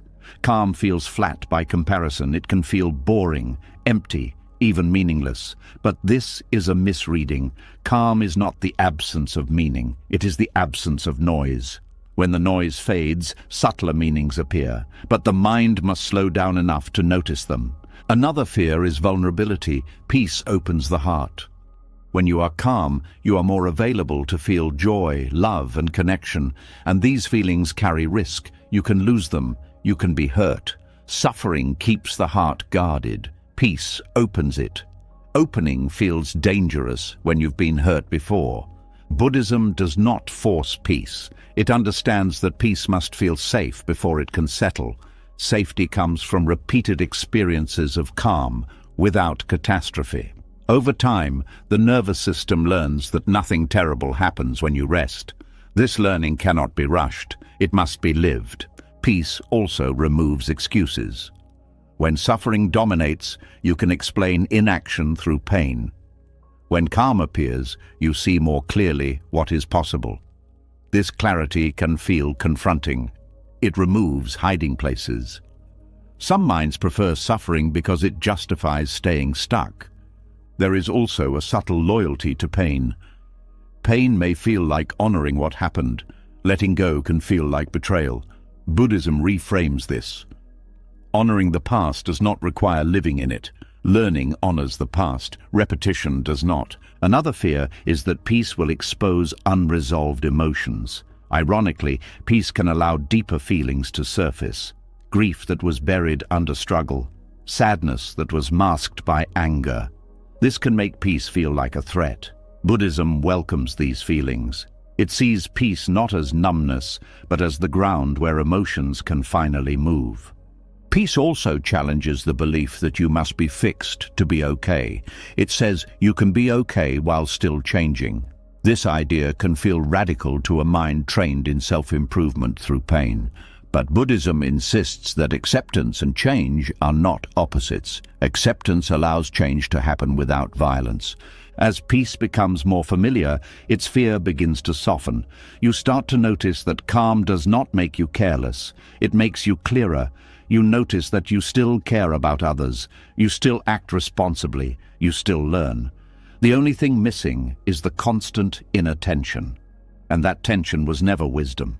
The mind slowly learns that peace is not dangerous. It is just unfamiliar. And unfamiliar does not mean wrong. It means new. Over time, calm begins to feel stable, not exciting, not dramatic, just steady. And in that steadiness, life becomes more workable. But even as peace grows, the mind may still worry about accountability. It may ask, if I let go this much, am I avoiding something? This leads to another important distinction. Letting go does not mean letting yourself off the hook. Buddhism makes this distinction very carefully, and understanding it prevents peace from sliding into avoidance. As peace begins to feel less threatening, another concern quietly surfaces. The mind asks a careful question, one that sounds wise on the surface. If I let go this much, am I avoiding responsibility? This question keeps many people stuck halfway. They sense that release is necessary, but they fear it will turn into denial. They want freedom without dishonesty, lightness without escape. This is where Buddhism offers one of its most precise and misunderstood insights. Letting go is not the same as letting yourself off the hook. Most people only know two modes. One is self-punishment, where responsibility is enforced through pain. The other is avoidance, where discomfort is escaped by pretending nothing matters. Because these are the most common options, letting go is often confused with the second. Buddhism cuts directly through this confusion by redefining what responsibility actually is. Responsibility, in Buddhist understanding, is not emotional weight. It is responsiveness. It is the ability to see clearly what causes suffering and to adjust behavior accordingly. Avoidance turns away from seeing. Punishment stares at suffering without understanding it. Letting go is neither. It releases the extra suffering so that seeing becomes possible. When people fear letting themselves off the hook, they usually imagine a version of themselves becoming careless, dismissive, or morally lazy.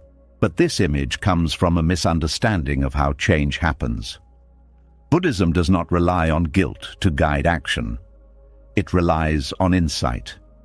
Insight does not disappear when guilt is released. It becomes sharper. Avoidance numbs awareness. Letting go sharpens it. This is the key distinction. If something is being avoided, awareness shrinks. If something is being released, awareness expands. The mind becomes more present, not less. More honest, not more evasive.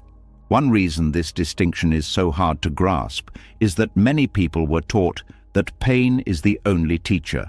They were not taught how to learn without fear. So when pain fades, they assume learning must be stopping. Buddhism challenges this directly. It says that fear-based learning is unstable. It works only as long as fear is present. Insight-based learning remains even when fear dissolves. Letting go does not erase consequences. Consequences still unfold. Actions still matter. What changes is the relationship to those consequences. Instead of meeting them with self-hatred, you meet them with clarity. You don't argue with reality. You respond to it. Avoidance tries to erase consequences emotionally. Letting go allows consequences to be felt without resistance. This is an important difference. When you avoid, you distract yourself. When you let go, you stay present. Presence is not avoidance. Presence is courage without drama. Buddhism also separates intention from outcome. You may let go of self-punishment while still taking corrective action. You may forgive yourself while still making amends. You may release guilt while still changing behavior. None of these cancel each other out. In fact, they support each other. Avoidance says, "This didn't matter." Letting go says, "This mattered, and I don't need to destroy myself to acknowledge that." One denies reality. The other respects it. Another reason people fear letting go is that they confuse emotional intensity with sincerity. They believe that if they no longer feel bad, they must no longer care. Buddhism dismantles this belief gently. Care is not measured by pain. Care is measured by attention and action. You can care deeply and feel calm. You can take responsibility without suffering. This may feel unfamiliar, but unfamiliar does not mean wrong. It means you are leaving an old conditioning. Letting go also changes how memory works. Avoidance suppresses memory. Letting go integrates it. You remember without reliving. You know without reopening. This integration allows memory to guide behavior quietly instead of attacking from behind. Another distinction is timing. Avoidance rushes past discomfort before understanding occurs. Letting go comes after understanding. Buddhism emphasizes right timing. You don't let go prematurely. You let go when clinging is no longer useful. Clinging to guilt after a lesson has been learned is not responsibility. It is habit. Letting go at that point is not avoidance. It is accuracy. Buddhism also emphasizes that release is not something you do once. It is something you practice moment by moment. Each time the mind tightens, you notice. Each time it tries to punish, you pause. You don't push the feeling away. You don't indulge it. You allow it to pass. This is not avoidance. It is skill. Avoidance seeks comfort. Letting go allows discomfort without adding extra suffering. This is why letting go can sometimes feel uncomfortable at first. You are no longer numbing or attacking. You are simply present. Another important marker is behavior over time. Avoidance leads to repetition. Letting go leads to change, not because of force, but because insight remains available. When the mind is not busy punishing itself, it can notice earlier signals. It can adjust sooner. It can choose differently. Buddhism also speaks of ethical restraint, not as suppression, but as alignment with understanding. When you see clearly that certain actions cause suffering, restraint arises naturally. You don't need to scare yourself into it. You don't need to threaten yourself. You simply don't reach for what you see causes harm. This restraint feels lighter than self-control. It does not feel like holding your breath. It feels like clarity guiding movement. Another fear around letting go is losing motivation. Many people believe they are only motivated by pressure. But pressure-driven motivation burns out.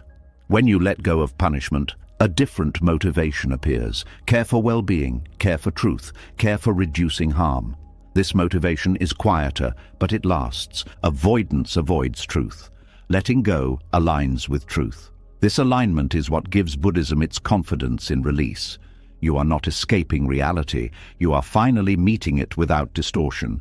Letting go also requires trust. Trust in awareness. Trust in learning. Trust that you don't need to suffer to stay ethical. This trust grows through experience.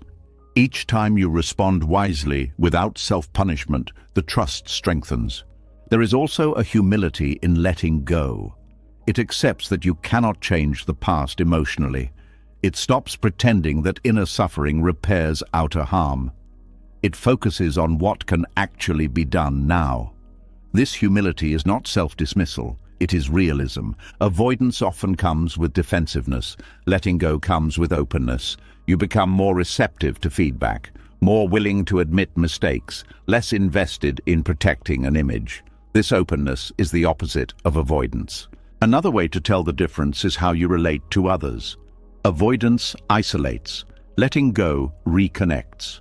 When you are no longer wrapped up in self-punishment, you can be more present with people. You listen better, you respond with less reactivity. This is not moral collapse. It is moral maturation. Buddhism also teaches that suffering is not proof of virtue. Reducing suffering is. When letting go reduces suffering without increasing harm, it is skillful. When avoidance reduces discomfort by ignoring harm, it is unskillful. The result matters. Over time, letting go builds stability. You no longer swing between extremes. You don't need to whip yourself or hide from yourself. You stand in the middle, aware and responsive. This is the middle way in action. This understanding also softens the fear of peace. Peace no longer feels like cheating. It feels like clarity functioning without interference. You begin to trust calm as a sign of alignment, not avoidance. And yet, as this balance becomes more familiar, another confusion can arise. The mind may still equate heaviness with responsibility. It may still believe that if things feel light, something must be missing. This leads to another misunderstanding, the belief that responsibility should feel heavy. Buddhism offers a very different perspective. One that shows responsibility, when done correctly, actually feels lighter, not heavier. You've walked through something most people never stop to question. You've seen how punishment disguises itself as responsibility, how guilt pretends to be wisdom, how suffering masquerades as growth. And through every layer, one truth keeps returning, quieter each time but stronger than before. You cannot punish yourself into becoming peaceful. Peace was never hiding at the end of your pain. It was buried under it. Under the inner wars, the replayed memories, the harsh judgments, the belief that hurting meant you were trying. What Buddhism shows again and again is that freedom begins the moment you stop fighting yourself and start seeing clearly. Self-forgiveness is not weakness. It is not forgetting. It is not letting yourself off the hook. It is the end of inner violence, and it is responsibility without cruelty. It is learning without reopening wounds. It is peace uncovered, not earned. If something in this teaching shifted you, even slightly, pause for a moment and let it land. Then, write one sentence in the comments. What are you finally ready to stop punishing yourself for? You may be surprised who else needs to read your words. And if this kind of depth, clarity, and quiet truth matters to you, subscribe to the channel. Not for noise, not for motivation, but for understanding that actually changes how you live. You don't have to suffer to be sincere. You don't have to hurt to grow. You don't have to fight to be free. Thank you for being here, and when you're ready, rest.